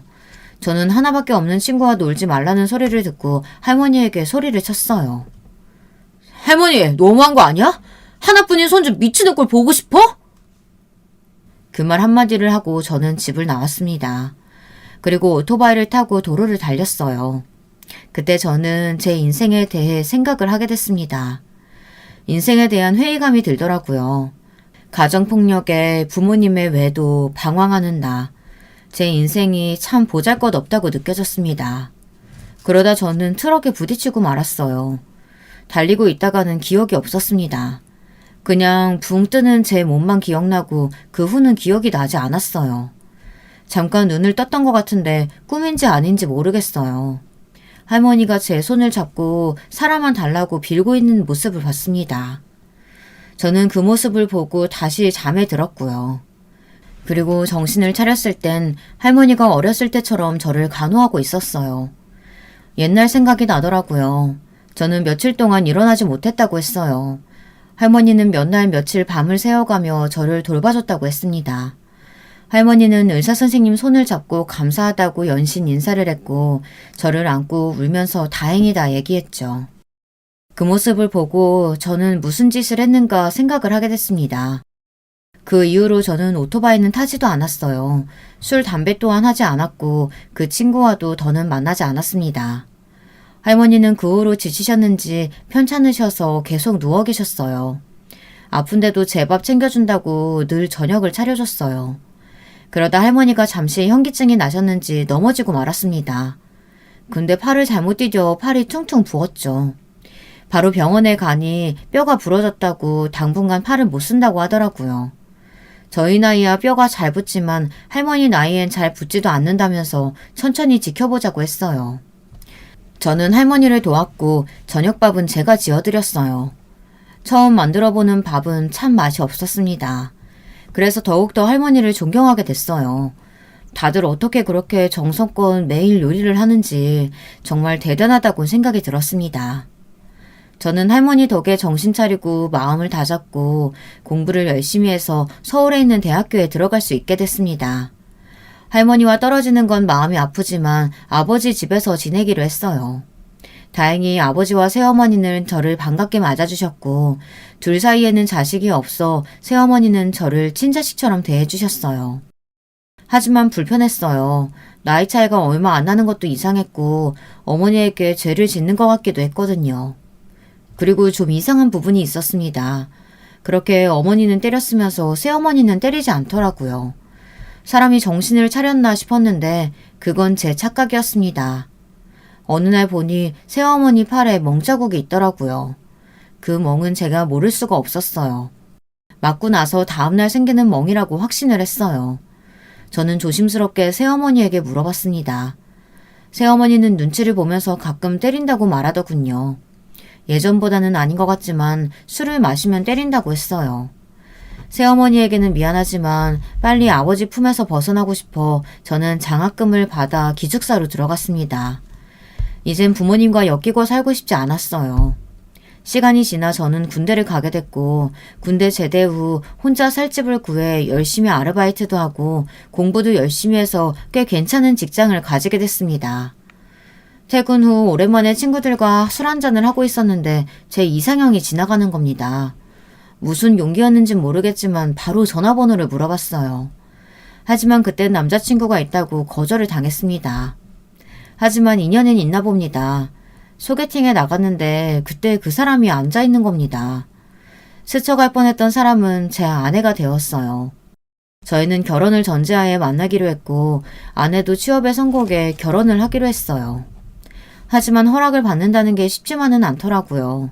처갓집 식구들이 좀 까다로운 성격이라 힘들었습니다. 음식 취향, 음악 취향, 옷 취향 등 다양한 걸 물어보더라고요. 그리고 제일 중요한 건 처음 장인어른을 뵐 때였습니다. 각오를 하고 가야 했어요. 아내 말로는 장인어른이 술을 좋아하는 편인데 술이 센 사람을 좋아한다고 말하더라고요. 저는 술을 그리 즐겨하는 편도 아니라 걱정을 했어요. 주량이 약한 편은 아니라 다행이지만 제가 취할 정도로 먹어본 적이 없어서 어느 정도인지 몰라 걱정이 됐습니다. 그래, 술은 좀 하나? 네, 좋아합니다. 점수를 따기 위해 저는 거짓말을 했고 한두 잔 장인어른과 마시다 보니 서서히 필름이 끊기고 말았습니다. 그날 저는 집에 가지도 못하고 처갓집에서 잠이 들었습니다. 속이 말이 아니었어요. 그리고 걱정이 물밀듯이 흘러넘쳤죠. 근데 웬걸 장인어른께서 저를 좋게 보는 게 아니겠습니까? 장인어른도 오랜만에 너무 많이 마셔서 속이 아프다고 웃으면서 제게 장하다고 이런 사이가 와서 든든하다고 하셨어요. 기억은 안 나지만 사고치지 않고 잘 마신 것 같아 한시름 났습니다. 장인어른은 그렇게 허락을 받았고 이제는 장모님만 남았죠. 분명 취향 이야기를 말했을 땐 저를 꽤나 마음에 드는 눈빛으로 본 것 같았지만 장모님은 완전히 허락한 건 아니라고 말했습니다. 장모님은 제가 부모님과 연락을 하지 않는다고 하니 이상하게 생각하시는 것 같았어요. 모든 속사정을 말했다가는 결혼을 반대할 것 같아서 그냥 성격 차이로 이혼을 했는데 서로 재혼을 해서 연락을 피하고 있다고 거짓말을 했어요. 대신 할머니 손에 자라 부모님 같은 존재라고 말했습니다. 상견례를 따로 하지는 않았고 아내와 제가 할머니 댁으로 가기로 했어요. 할머니 댁으로 가는 날 할머니께 아내를 소개시켜줄 생각에 들떴지만 아내는 표정이 좋지 않더라고요. 왜 그래? 어디 아파? 아니... 제 물음에 아내는 점점 표정이 굳어갔습니다. 이유라도 알면 해결을 해줄 텐데 모르니까 답답했어요. 몇 분 뒤 아내는 말을 열었어요. 왜 말 안 했어? 저는 아내의 말에 식은땀이 났습니다. 잘못한 건 없지만 괜히 그런 말을 들으면 잘못한 게 있나 생각을 하게 되더라고요. 저만 그런가요? 저는 아무리 생각해도 떠오르는 게 없었습니다. 나는 이렇게 시골인지 몰랐어. 이 정도면 자기가 모셔와야 하는 거 아니야? 나 이런 시골에서 잘 못 지낸단 말이야. 아내의 말에 저는 어처구니가 없었습니다. 자고 가는 것도 아니고 잠깐 인사를 드리러 가는 건데 시골이라 힘들다니. 물론 멀기는 하죠. 이해는 하지만 그런 걸로 투덜거리니 저도 화가 나더라고요. 좋은 날 좋게 넘어가려고 했지만 그런 말을 들으니 저도 참을 수가 없었습니다. 저희 둘은 둘 다 아무 말도 없이 할머니 댁에 갔습니다. 그래도 할머니를 보면 다를 거라고 생각했는데 여전히 표정을 풀지 않은 채 할머니와 대화를 하더라고요. 처음이고 어색하니 그럴 수 있다고 생각해서 마음을 비우기로 했습니다. 그 다짐도 얼마 가지 않아 할머니가 아내를 만지려고 하면 피하는 것 같았어요. 결국 저는 서울로 올라가는 길에 아내에게 한 소리 했습니다. 할머니 손은 왜 피해? 안 피했어. 피했잖아. 내가 다 봤는데 뭘. 아니야, 나 피한 거 아니야. 우연히 피한 것처럼 보였나 보지. 아내는 피한 게 아니라면서 잡아댔고 싸워서 뭐하나 싶어 말을 아꼈습니다. 저희는 그렇게 결혼을 하게 됐고 신혼을 즐기고 있었어요. 아주 치열하게요. 저희는 생활 패턴이 맞지 않아 많이 싸웠습니다. 제 아내는 정말 더러웠습니다. 연애할 때는 너무 깔끔해서 결벽증이 있는 게 아닌가 걱정할 만큼 깨끗했는데 속아서 이혼을 하고 싶을 만큼 너무 지저분했어요. 밥을 먹고 치우지 않는 건 물론이고 팩을 하고 화장대에 그대로 둔다거나 아이스크림을 먹으면 아내가 어디서 먹었는지 알 정도였죠. 그 자리에 그대로 두고 자기 할 일을 하더라고요. 저는 정말 사소한 거지만 계속 치우지 않으니 스트레스를 받았어요. 하루는 제가 치워주지 않기로 결심을 하고 일주일 동안 지켜봤는데 일회용 렌즈, 팩, 화장품, 옷, 먹다 남은 과자들 다 점점 쌓이기 시작하더라고요. 옷이야 그렇다 치고 간단한 쓰레기 정도는 그냥 바로 버릴 수 있는 거 아닙니까? 하루는 일회용 렌즈가 벽에 붙어 있는 겁니다. 이거 정말 장난이 아니고 진짜로요. 아니 그걸 왜 벽에다 붙이죠? 여러분은 이해가 가나요? 참다 저는 폭발하고 말았습니다. 당신 제발 치우면 안 될까? 나도 더 이상 치워주기가 힘들어서 그래.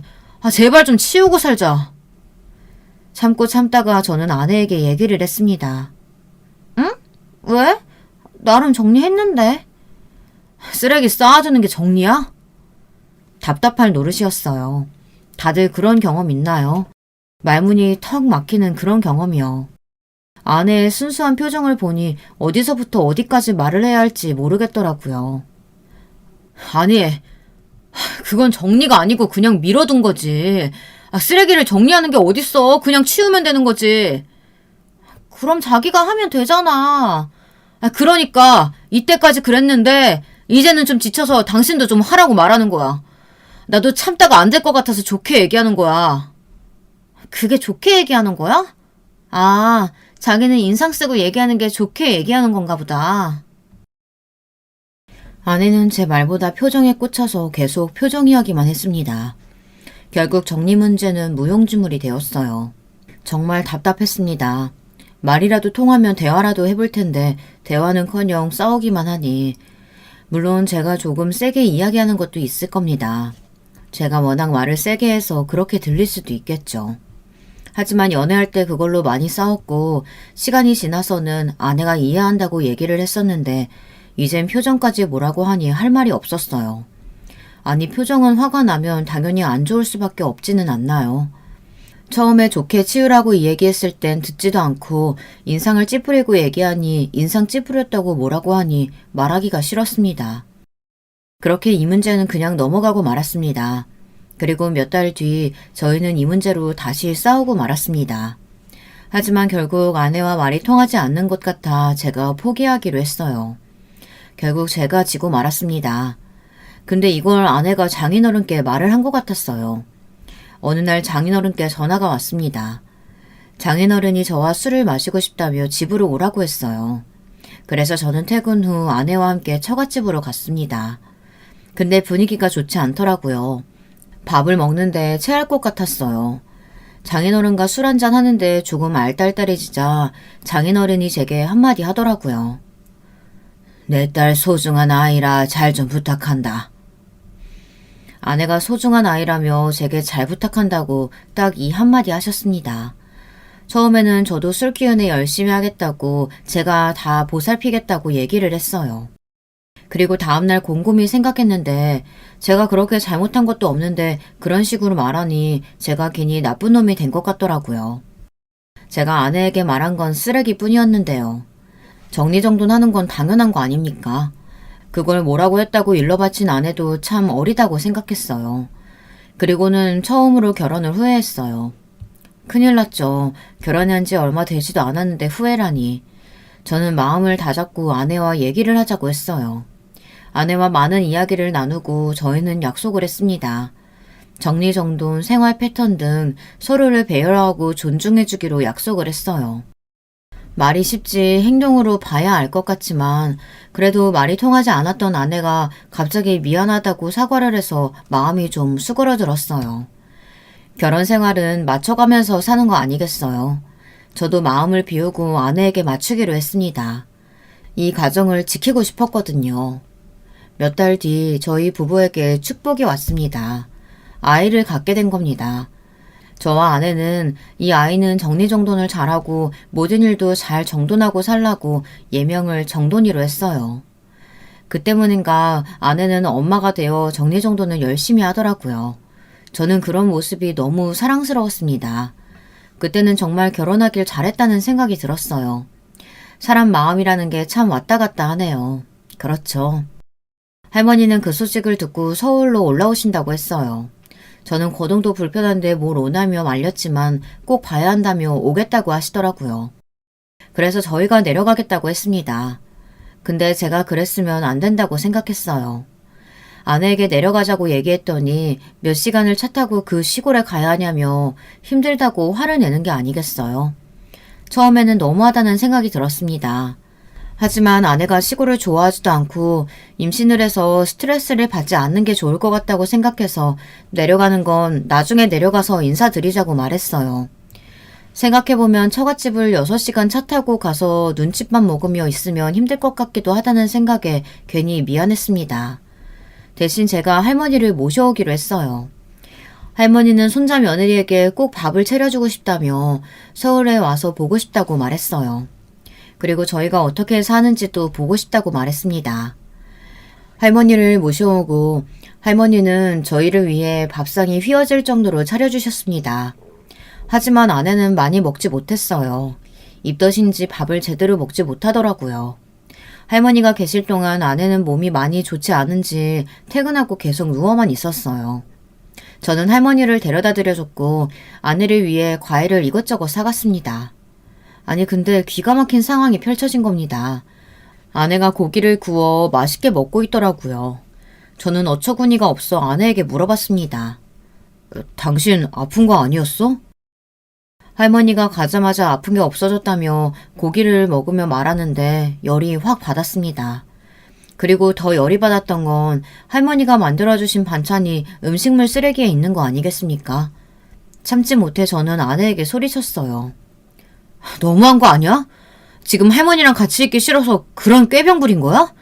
이건 또 왜 버렸어? 할머니 몸도 불편하신데 힘들게 서울에 오셔서 당신이 좋아하는 반찬 해주고 가고 싶다고 하셔서 이렇게 해주고 가셨는데 이걸 왜 버려? 왜 소리쳐? 냄새 난단 말이야. 나 비위 안 좋은 거 알잖아. 근데 그 시골 특유의 냄새도 싫고 반찬에도 그 냄새 나는 것 같아서 너무 싫었다고. 그럼 어떡해. 나도 모르게 헛구열지 나오는데 참아? 아내도 저에게 소리쳤고 저희는 그날 크게 부부싸움을 했습니다. 부부싸움을 크게 해서 그런지 아내는 다시 게으른 아내로 변했습니다. 초반에는 자기도 변해보겠다고 정리정돈을 잘했는데 역시 사람은 쉽게 바뀌지 않나 봅니다. 그런데 아내의 게으름은 점점 심해지고 있었어요. 어느 순간 사람이 계속 누워만 있더라고요. 출장 때문에 며칠 집을 비웠는데 돼지우리가 따로 없었습니다. 아내는 회사도 그만두고 먹고 자고만 반복하고 치우지도 않았어요. 제가 너무 심하게 굴었나 싶어서 아내가 괜찮아질 때까지 기다려줬습니다. 집안일은 당연히 제가 했고요. 몇 달을 그렇게 생활했어요. 그렇게 생활하다 보니 너무 힘들었어요.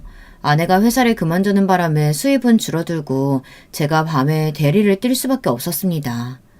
물론 제 벌이로 알뜰하게 살 수는 있지만 곧 태어날 아기를 위해서 조금이라도 돈을 더 벌기 위해 투잡을 해야 했어요. 그리고 아내가 먹고 싶다는 게 많아져서 매일 배달 음식으로 때우느라 지출이 더 늘어났습니다. 그래서 열심히 돈을 벌 수밖에 없었습니다. 그런데 어느 날 카드 명세서가 날라왔는데 보자마자 제 눈을 의심했습니다. 몇백이 찍혀 있는 겁니다. 저는 바로 아내에게 전화를 했습니다. 이게 뭐야? 당신 미쳤어? 아니, 동창회 가는데 백 하나 없이 갈 순 없잖아. 내가 새거 산 것도 아니고 중고로 하나 샀어. 그 정도는 할 수 있잖아. 지금 우리 이제 돈 모으기 바쁜데 그걸 사면 어쩌자는 거야. 알겠어. 그럼 내가 알바라도 하면 되잖아. 끊어. 아내는 짜증을 내며 제 전화를 끊었습니다. 방귀 낀 놈이 성낸다고 아내는 저에게 화를 냈어요. 돈 버는 사람 따로 있고 쓰는 사람 따로 있고 매일 치우는 것도 저인데 저는 더 이상 참을 수가 없었어요. 집에 오니 새 집처럼 깔끔하게 청소가 되어 있었습니다. 아내가 미안해서 청소를 했나 싶었는데 어디서 하하호호 웃는 소리가 들렸어요. 아내 친구들이 저희 집에 와 있었어요. 저는 친구들이 오는 것보다 청소를 할 수 있었는데 여태까지 안 한 아내에게 배신감이 들었습니다. 친구가 있으니 예전 저와 연애를 할 때의 모습이 보였습니다. 그때 전 깨달았습니다. 전 모습은 다 꾸며낸 아내이고 게으르고 정리정돈 안 하는 아내가 진짜 모습이라는 걸요. 친구가 가고 저는 아내에게 이렇게는 더는 못 산다고 말했어요. 아내는 그 말을 듣고 충격받았는지 울면서 집을 나갔습니다. 처음에는 신경 쓰지 않겠다고 생각했지만 걱정되는 건 어쩔 수 없었어요. 몇 시간 뒤 처형에게 전화가 왔습니다. 얘기 다 들었어. 우리 집에 와줄 수 있어? 저는 처형 집에 갔고 거기엔 울고 있는 아내가 있었습니다. 너무한 거 아니야? 애가 힘들면 그럴 수 있지. 아이 임신한 애한테 이혼이라니. 네? 저는 이혼이라고는 얘기 안 했는데요. 아니긴 뭐가 아니야. 이런 식으로 살면 같이 못 살 것 같다며. 그게 이혼하자는 얘기 아니야? 아니 그건 당신이 좀 정신 차리고 변했으면 좋겠어서 하는 말이지. 이혼은 무슨 이혼이야. 얘가 뭐 그렇게 크게 잘못했어. 얘 어렸을 때부터 우울증이 심해서 밖에도 안 나갔어. 그래도 자기 일 해보겠다고 일도 하고 결혼도 하고 얼마나 기특한데 그거 하나 못 감싸줘. 아니, 죄송합니다. 처형은 저를 못마땅하게 받고 저는 아내와 함께 집으로 돌아갔습니다. 집에 가는 길에 장모님께 전화가 왔어요. 처형이 얘기했는지 아내가 얘기했는지 모르겠지만 장모님도 저희 싸움을 들었는지 제게 전화해서 딸에게 잘하라고 잔소리를 하더라고요. 그리고 자기가 300 주겠다고 가방 하나 못 사주면서 왜 그렇게 심하게 말을 하냐고 했습니다. 하고 싶은 말이 목 끝까지 차올랐지만 참았어요. 저희 부부는 신혼이라고 생각 못할 정도로 사이가 좋지 않았어요. 그래도 아이를 위해 저는 노력을 하려고 했지만 아내가 마음을 열지 않더라고요. 어쩌겠어요. 제가 참고 아이를 위해 열심히 일하고 집안일도 해야죠. 정돈이가 태어나고 아내는 조금 기운을 차린 것 같았습니다. 엄마가 됐다고 다시 열심히 회복을 하려고 하는 것 같았어요. 하지만 저도 지쳤나 봅니다. 아내를 예전만큼 사랑하지 않는다는 생각이 들었어요. 아이의 엄마라 같이 살고 있다는 느낌이 들었습니다. 그렇다고 아예 사랑하지 않는 건 아니었어요. 하지만 아내의 행동으로 점점 신뢰를 잃었고 같이 살고 싶다는 생각이 들지는 않았지만 정돈이를 위해 참기로 마음을 굳게 먹었습니다. 그렇게 시간이 지나 정돈이는 엄마, 아빠라는 단어를 말할 수 있을 정도로 컸어요. 그 시간 동안 저는 더 지쳐갔습니다. 아내는 밥은커녕 장모님에게 다 맡겨두고 잠만 자고 청소도 제가 다 했어요. 그래서 제가 병원을 다니는 게 어떠냐고 물어봤는데 그건 또 싫다고 했어요. 자기는 이렇게 사는 게 나쁘지 않다고 말하는 겁니다. 나는? 정돈이는? 옆에 있는 사람은 생각 안 해? 우리들이 힘들다고. 어쩌면 우울증보다는 그냥 게으른 게 아닐까 생각이 들었어요. 이혼하고 싶은 마음이 굴뚝 같았지만 참았습니다. 그런데 그날이 오고 말았어요. 저의 모든 분노가 터지고 말았습니다. 할머니가 제 아들을 보고 싶다고 6시간을 버스를 타고 올라왔어요. 할머니가 제게 전화하는 걸 잊고 그냥 저희 집에 찾아온 거였어요. 정돈이는 자고 있어 보지 못했고 아내는 뚱하게 할머니를 맞이했습니다. 이제는 화도 나지 않았어요. 바라지 않았어요. 그냥 제가 잘하면 되니까 신경 쓰이지도 않았어요. 할머니가 밥을 해주셨는데 아내는 깨작깨작 먹더라고요. 할머니는 걱정돼서 물어봤는데도 아내는 대충 얘기를 하더라고요. 대신 제가 할머니에게 더 살갑게 대했죠. 그때 정돈이가 깼는지 저를 찾더라고요. 할머니는 정돈이를 볼 수 있다는 생각에 들뜨셨고 정돈이는 처음으로 할머니를 봤죠. 증조할머니야. 증조할머니 안녕하세요. 할머니가 정돈이가 귀여운지 볼을 만지셨어요. 그때 저는 아내의 말을 듣고 뚜껑이 열리지 않을 수가 없었습니다. 아내가 밥을 먹다 갑자기 소리를 치며 할머니에게 뭐라고 하는 겁니다. 그 더러운 손으로 아이를 왜 만져요? 아내는 소리치며 할머니께 정색했고 저는 그 말을 듣자마자 너무 화가 나서 뺨을 때렸습니다. 뭐? 당신 지금 뭐라고 했어? 더러워? 지금 할머니한테 더럽다고 했어? 할머니 손이 고운 건 아닙니다. 일을 얼마나 오래 해오셨겠어요. 거칠고 여기저기 상처가 많았어요. 근데 그걸 더럽다고 아이를 만지지 말라고 하는데 화가 날 수밖에 없었어요. 다들 그런 소리를 들으면 열이 확 받지 않나요? 저는 홧김에 이혼 얘기를 꺼냈습니다. 더러운 건 당신이지. 청소도 안 해 씻지도 않아. 뭐 제대로 하는 거 없이 누워만 있고. 우리 이혼해. 당신 엄마 자격 없어. 나 이렇게는 못 살아. 이혼해. 뭐? 이혼? 지금 말 다 했어? 고작 이런 걸로 이혼을 해? 아니, 못해! 그렇게 소리치고 아내는 밖으로 나갔습니다. 어디로 갈지 뻔했어요. 장모님 댁 아니면 처형에게 갔을 거라 생각했어요. 저는 할머니께 죄송했습니다. 할머니, 죄송합니다. 못난 모습 보여드렸어요. 아유, 며느라가가 걱정이지. 너는 거기서 때리면 어떡하니? 그 고운 뺨을 때리면 어째? 젊은 처자 눈에는 늙은이 손이 더러워 보일 수도 있지. 지 새끼 걱정돼서 하는 말이겠지. 너 가서 빌어라. 잘못했다고. 할머니는 오히려 아내를 감쌌습니다. 몇 시간 뒤 갑자기 처갓집 식구들이 다 저희 집에 와서 소란을 피우기 시작했습니다. 이 버릇없는 놈이 우리 딸을 울려? 장인어른은 저를 때렸습니다. 순간 저는 몸이 기울어졌고 식탁에 머리를 부딪혔어요. 심하게 부딪힌 건 아니지만 모서리를 부딪히는 바람에 피가 났습니다. 할머니는 놀라 발을 동동 구르시고 장모님은 할머니에게 한 소리 했어요. 아니 어르신, 왜 함부로 애 얼굴에 손을 대요? 그러다가 균이라도 옮기면 어쩌시려고 그래요? 그리고 이서방, 자네도 그렇다고 이혼 얘기를 해? 전에도 그렇고 이거 아주 안 되겠구만. 그래, 차라리 이혼해. 나도 자네 같은 사위 두는 거 쪽팔리네. 장모님, 아무리 장모님이라 해도 저 참지 않을 겁니다.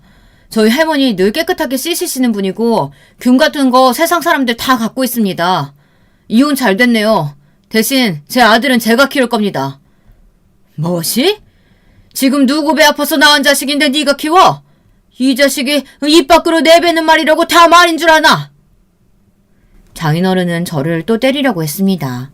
그 순간 할머니가 장인어른을 맞고는 무릎을 꿇고 자기가 잘못했다고 다시는 안 오겠다며 싸우지 말라고 빌더라고요.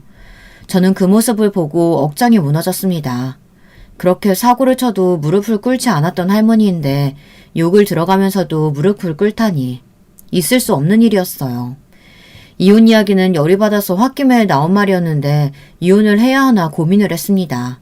이런 사람들과 가족이 되기는 싫었거든요. 여러분 같으면 어떻게 하실 건가요? 저는 아이를 생각해서라도 이 가정을 지켜야 하나 많은 고민이 되기 시작했습니다.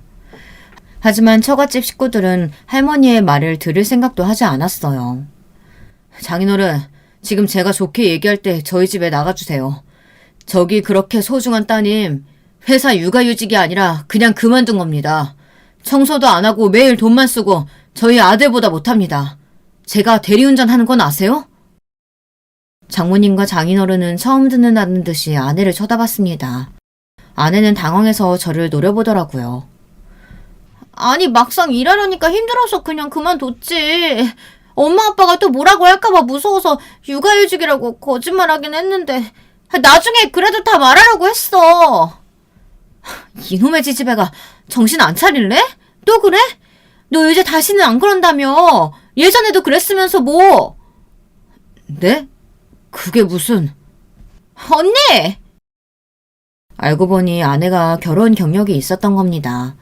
혼인신고는 하지 않아 이혼은 아니지만 결혼식은 올렸고 아내의 본 모습을 본 전 남편은 혼인신고 하기 전에 갈라서자고 했어요. 저는 그 얘기를 듣고 모두 나가라고 소리쳤어요. 처갓집 식구들과 아내는 제 눈치를 보며 나갔고 할머니는 울고 있었습니다. 아들도 놀라 울고 있었어요.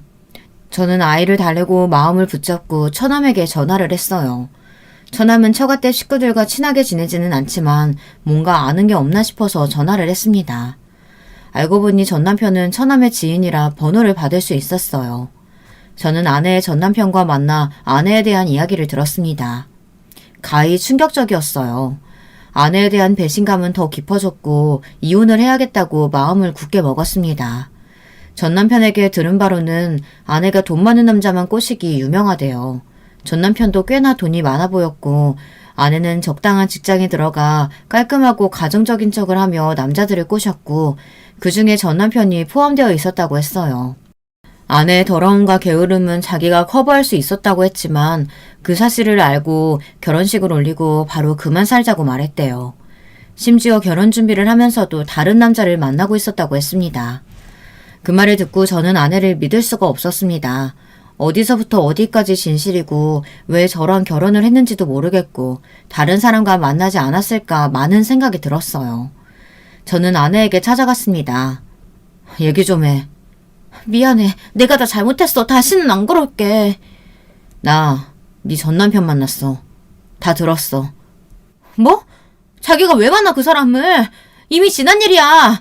지금 그게 중요한 게 아니잖아. 그 노인, 아니, 시할머니. 노인네? 그래. 너한테는 노인이지.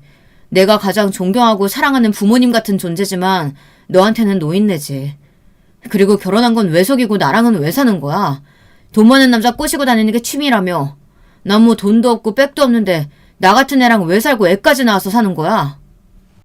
아내는 저에게 미안하다고 자기가 다 잘못했다고 빌었어요. 예전에 철이 없어서 한 짓이라고 저를 만나고 제대로 된 사람을 만나 결혼했다고 했습니다. 하지만 믿기지 않았어요. 속이고 결혼한 사람 말을 믿을 수 있겠어요. 저는 무척 혼란스러웠습니다. 저는 아내에게 빠른 시일 내에 헤어지자고 말했습니다. 그리고는 집으로 돌아갔어요. 그리고 몇 시간 뒤 또 장모님과 정인어른 아내가 집에 찾아왔습니다. 이제는 지긋지긋했어요. 힘없이 저는 열어줬어요. 장인어른은 제게 무릎을 꿇으며 빌기 시작하더라고요. 내가 자식을 잘못 키웠네. 한 번만 용서해주면 내가 이놈 잘 타일러서 보낼 테니 걱정 말게나. 아내도 눈치를 보며 제 앞에 무릎을 꿇고 미안하다고 사과를 했어요. 근데 그마저도 장모님이 시켜서 하는 거였어요. 그 모습을 보고 저는 저런 사람이 우리 아이 엄마라는 생각에 차라리 이혼하는 게 맞다고 생각했어요. 저는 어린 나이에 정상적이지 않은 엄마를 보고 자라 힘들었는데 제 아이마저 그런 엄마 곁에 두게 하고 싶진 않았습니다. 저는 단호하게 거절했습니다. 장인어른 장모님, 저 다 압니다. 다 들었어요. 다 듣고도 제가 이 사람이랑 같이 살아야 됩니까? 저 제 가족 끔찍히 아낍니다. 그래서 아내가 청소도 안 하고 일도 안 나갈 때 내가 다 벌면 되지 조금만 참자 이렇게 참으며 살아왔어요. 제 아들을 위해서라도 엄마가 필요하니 이혼은 참았는데 보니까 엄마가 엄마다워야 같이 살죠. 아내는 눈물을 흘리며 빌었지만 저는 그만 울고 정신 차리고 다음에 보자고 했어요. 할머니가 빌 때는 듣지도 않았으면서 정작 자기네들이 잘못했으니 싹싹 비는 모습을 보니 속이 다 시원했습니다. 그렇게 저는 아내와 이혼을 하게 됐고 저는 아들과 함께 작은 집으로 이사가 둘이 살게 됐습니다. 할머니와 같이 살고 싶었지만 할머니는 평생 시골에서 살아 도시가 답답하다며 계속 시골에서 살기로 했어요. 그리고 아버지는 결국 새어머니가 경찰에 신고했다고 했지만 금방 풀려나 새어머니는 도망쳤다고 했습니다. 아버지가 돈이 떨어졌는지 할머니에게 찾아가 돈 좀 빌려달라고 하는데 제가 몇백 주고 다시는 오지 말라고 오면 신고할 거라고 말하니 아버지는 좋다고 그냥 가셨어요. 하지만 곧바로 돈이 다 떨어졌는지 다시 저희 집으로 찾아왔습니다. 그런데 제 아들과 함께 있는 모습을 보는데 속이 울렁거리더라고요. 아들에게까지 폭력을 쓸까봐 조마조마했습니다. 저는 결국 아버지에게 해서는 안 될 짓을 하고 말았어요. 순화시켜서 말하겠습니다. 다시 한 번 더 오면 그때는 아버지고 뭐고 없다고 협박을 했어요. 물론 아들은 못 보게 방에 들어가게 했고 아버지는 제가 진심이라는 걸 알았는지 마지막으로 제가 주는 돈을 받고 사라졌습니다. 안 그래도 이혼 때문에 힘들었는데 아버지 일 때문에 더 힘들었어요. 잠도 제대로 못 자고 친구들이 저희 집에 와서 안부를 물을 정도로 매일 지쳐 쓰러지고 삶에 희망이 보이지 않아 늘 술을 마시고 누워 있었습니다. 마음 같아서는 일도 가기 싫었지만 아들을 위해 일은 해야 했어요. 그런 모습을 보고 할머니도 걱정이 되셨는지 한동안은 저희 집에 계셨습니다. 이놈아, 정신 차리고 네 새끼 키워야지. 일어나. 네가 잘 살아야 저놈의 강아지도 잘 살지. 네 새끼 보기 부끄럽지도 않아? 어서 정신 차려. 한 달 뒤 할머니 덕분에 저는 회복할 수 있었습니다. 부모 복은 없지만 그래도 저를 사랑해주는 할머니가 계시고 제 사랑스러운 아들이 있으니 마음을 붙잡고 살아야겠지 않습니까? 할머니 연세가 93살이신데 그 나이 치고는 정정하셔서 쭉 오래오래 사셨으면 좋겠네요. 아들과 할머니와 오래오래 잘 살고 있겠습니다. 제 사연 들어주셔서 감사합니다. 여러분, 두 번째 사연 시작하기 전에 좋아요, 구독 꼭 눌러주실 거죠? 그럼 두 번째 사연 바로 시작합니다. 안녕하세요. 저는 지방에 사는 40대 여자입니다. 얼마 전 저에게 너무 통쾌하고 웃긴 일이 있어서 주변에 말했더니 제보하라고 하기에 제보하게 됐어요. 특히 제 사정을 잘 아는 오랜 친구들이 드디어 저도 가족 덕을 보긴 한다고 웃으며 말하기에 저도 웃음이 나왔습니다. 왜냐하면 제가 친구들은 별로 없는 제 고향 친구들인데 우리 집이 동네에서 아주 유명했거든요. 좋은 쪽으로 유명했으면 얼마나 좋았을까요? 우리 집은 흔히 말하는 콩가루 집안입니다. 아빠와 엄마는 어렸을 때를 생각하면 그때도 계속 싸우고 계셨어요. 싸우는 소리가 듣기 싫어 귀를 틀어막고 자고 또 일부러 집에 들어가지 않은 적도 있습니다. 아빠는 특정한 직업조차 없었는데 하루 벌어오면 그 번 돈으로 우리를 가져다 주는 게 아니고 본인의 도박에 투자했어요. 막노동하러 가면 그때는 바로 일당을 줬는데 그럼 그걸로 술을 마시고 도박을 하고 번 돈을 까먹기만 한 게 아니고 심지어 빚까지 만들어 왔습니다. 그럼 또 엄마는 그런 아빠와 싸우고 아빠는 돈 내놓으라고 난리치는 생활이었죠. 아, 저한텐 오빠 한 명이 있는데 2살 터울이에요. 오빠와 저는 엄마와 아빠가 너무 심하게 싸우면 어차피 잠들지도 못하니까 한밤중에 집 밖을 나가서 동네 공터에서 앉아있기도 했습니다. 오빠와 전 어릴 때, 그때가 아마 초등학생이었던 것 같은데 그때 우리끼리 저럴 거면 그냥 이혼하지 왜 같이 사는 걸까 서로 얘기하곤 했어요. 엄마는 아빠가 능력이 없고 또 집에서 워낙 행패를 부리니까 본인이 나가서 돈을 벌어오셨습니다. 우리 엄만 살면서 아빠 때문에 안 해본 일이 없는데 식당에서도 일하고 공장에서도 일하고 닥치는 대로 일하셨어요. 어렸던 오빠와 저는 그런 엄마를 기다리며 뜬 눈으로 꾸벅꾸벅 졸며 집에서 기다리다 잠들었죠.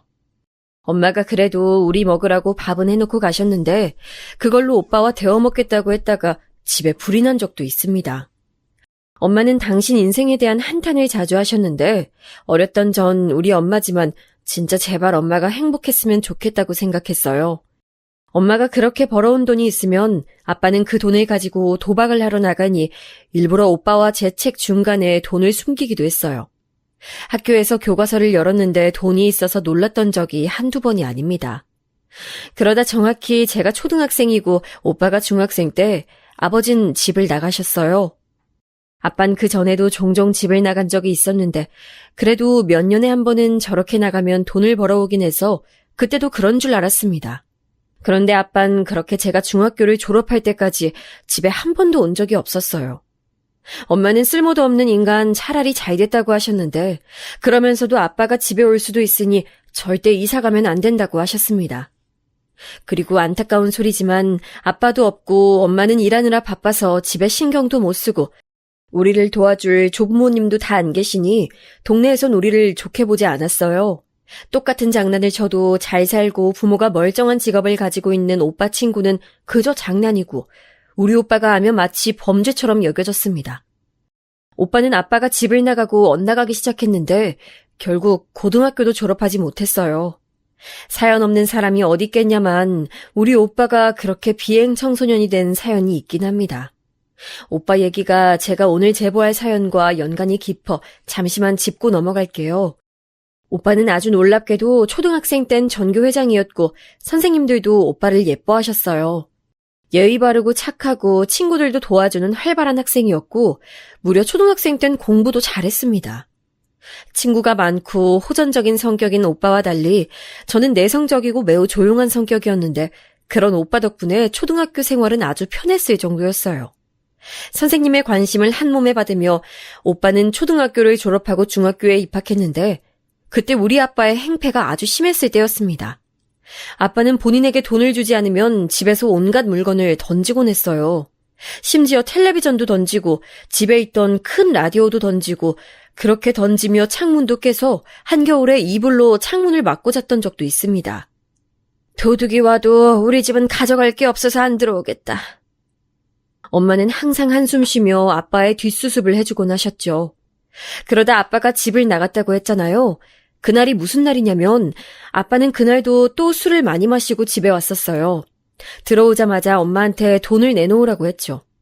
어릴 때야 오빠와 전 무서우니 밖으로 나갔지만 어느 정도 크고 나서는 우리가 나가면 엄마는 혼자서 아빠를 감당해야 하니까 나가지 않고 그런 아빠를 최대한 진정시키고 말렸어요.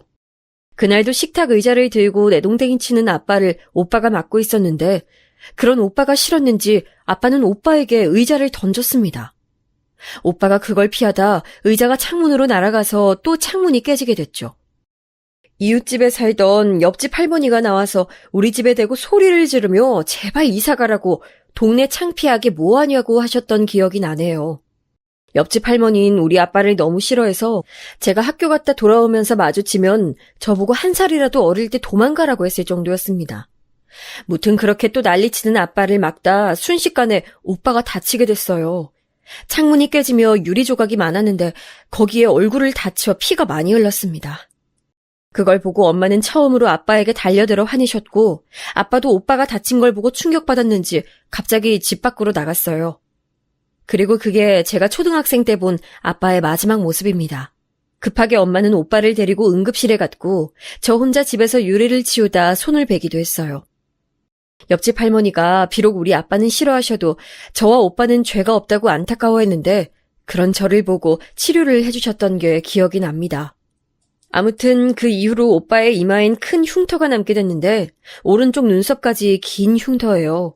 그걸 보고 학교에서도 놀림이 많았고 제가 차마 사연 속에 못 담는 말도 많이 들었습니다. 심지어 엄마와 오빠와 제가 길거리를 다니면 동네 주민들은 한마디씩 했어요. 아니, 아들 얼굴이 왜 그 모양이 되도록 이혼도 안 하고 살아? 아우, 애가 안 됐다. 아줌마, 뭘 알아요. 내 얼굴이 이렇게 된 거 엄마 때문 아니고 아빠 때문인데 뭘 안다고 그래. 어머, 어린애가 못하는 말이 없어? 아줌마가 우리 엄마한테 하는 말은 잘하는 거고? 특히 시장에 가면 이런 상황도 많이 일어났고 시간이 흐르며 오빠가 죽을 듯이 노려보며 저러니까 아줌마들도 우리 엄마를 더 건들지 않았습니다. 우리 가족은 나쁜 쪽으로 유명해졌고 엄마는 공장에서도 어울리지 못하셨어요. 그래도 오빠 덕분에 적어도 남들한테 맞거나 괴롭힘 당하진 않았습니다. 그래서 오빠의 엇나감은 어떻게 보면 오빠의 탓으로만 돌리기는 좀 그래요. 아빠는 빚도 많아서 사채업자들의 집에 찾아오기도 했었는데 오빠가 고등학교를 그만두며 깡패 집단에 들어간 뒤로는 사채업자들이 집으로 오지도 않았습니다. 물론 이 과정에서 저도 학교에서 친구들이나 모르는 사람들 혹은 선생님들이 대놓고 너희 아빠는 집 나갔고 오빠는 깡패라며 이런 소리를 해서 진짜 많이 울기도 했어요. 깡패 동생이란 말을 제 이름보다 많이 들었을 거랍니다. 하지만 전 그래도 아빠는 원망해도 오빠는 차마 원망하지 못했습니다. 엄마도 그런 오빠의 인생이 너무 불쌍하다고 밖으로 나돌지 말고 집으로 오라고 했었죠. 그러다 제가 고등학생 때 선생님 중 한 명이 저를 건든 적이 있습니다. 워낙 중학생 때 많이 당해서 선생님들이 저한테 깡패 오빠다 뭐다 그런 말을 해도 타격이 없었는데 그날은 저도 이골이 났던 건지 사건이 일어났었죠. 야, 희선아, 너 그러다 너희 오빠처럼 인생 망칠래? 그렇게 사는 게 좋냐? 제가 무슨 잘못을 했거나 그런 것도 아니었고, 단지 옆반 친구가 빌려간 교과서를 아직 돌려받지 못해서 수업 시간에 교과서가 없었던 건데, 저런 말을 같은 반 친구들이 보는 앞에서 공개적으로 듣게 됐어요.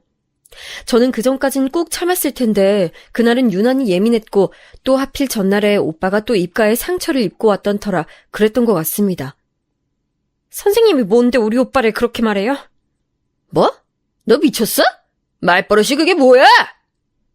선생님은 제 말에 잔뜩 화가 났는지 더 막말을 퍼붓기 시작했습니다. 그러면서 제 책가방을 바닥에 던지기도 했어요.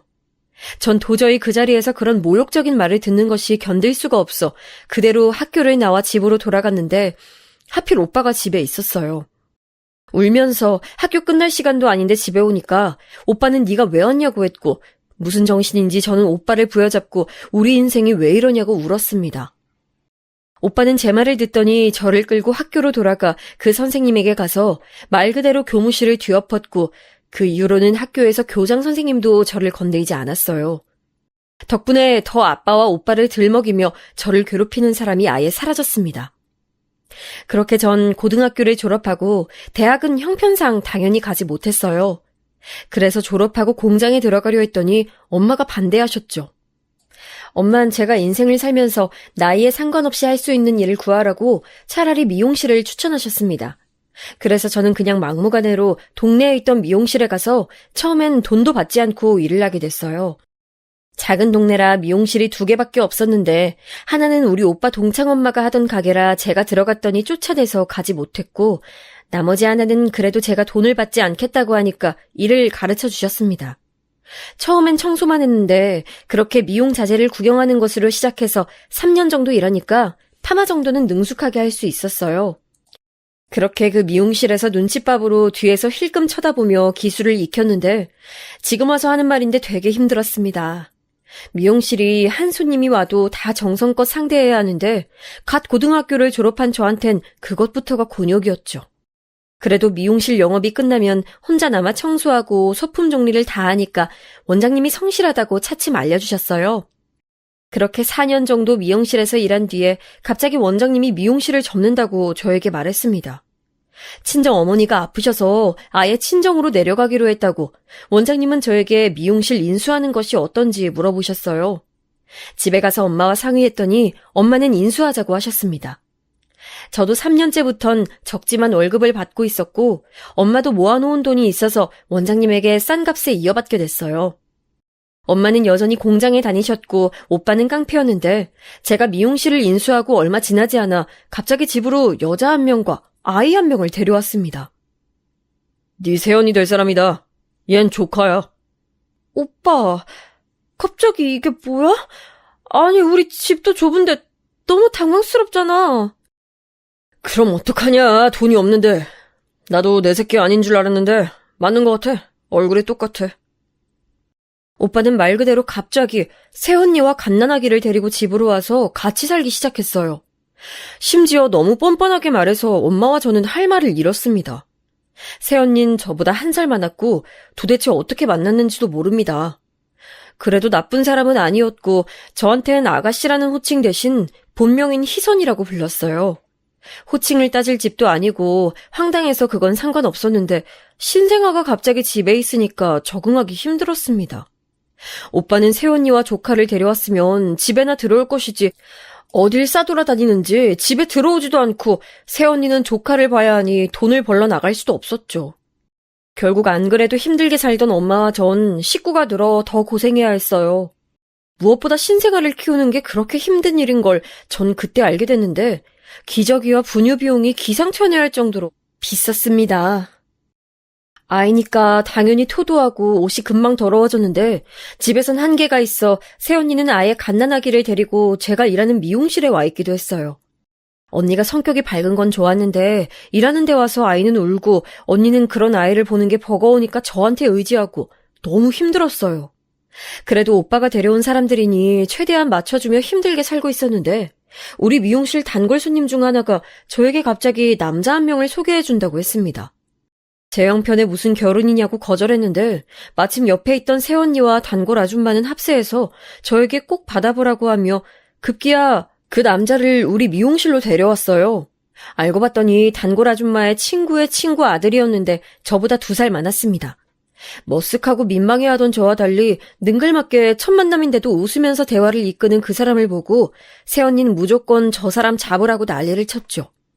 그 남자는 제가 마음에 들었는지 우리 미용실을 자주 찾았고 결국 우린 사귀게 됐습니다. 사귀면서 알게 된 사실은 남자친구는 바로 옆 동네에 살았고 아버지와 둘이 시장에서 채소 배달을 하고 있었어요. 이름은 제덕이었고 위로는 누나가 2명이 있었습니다. 제덕 씨는 소심한 저와 달리 호탕하고 당당했는데 그 모습이 되게 멋있어 보였어요. 그래서 저는 이런 사람이라면 결혼을 해도 괜찮겠다고 생각하게 됐습니다.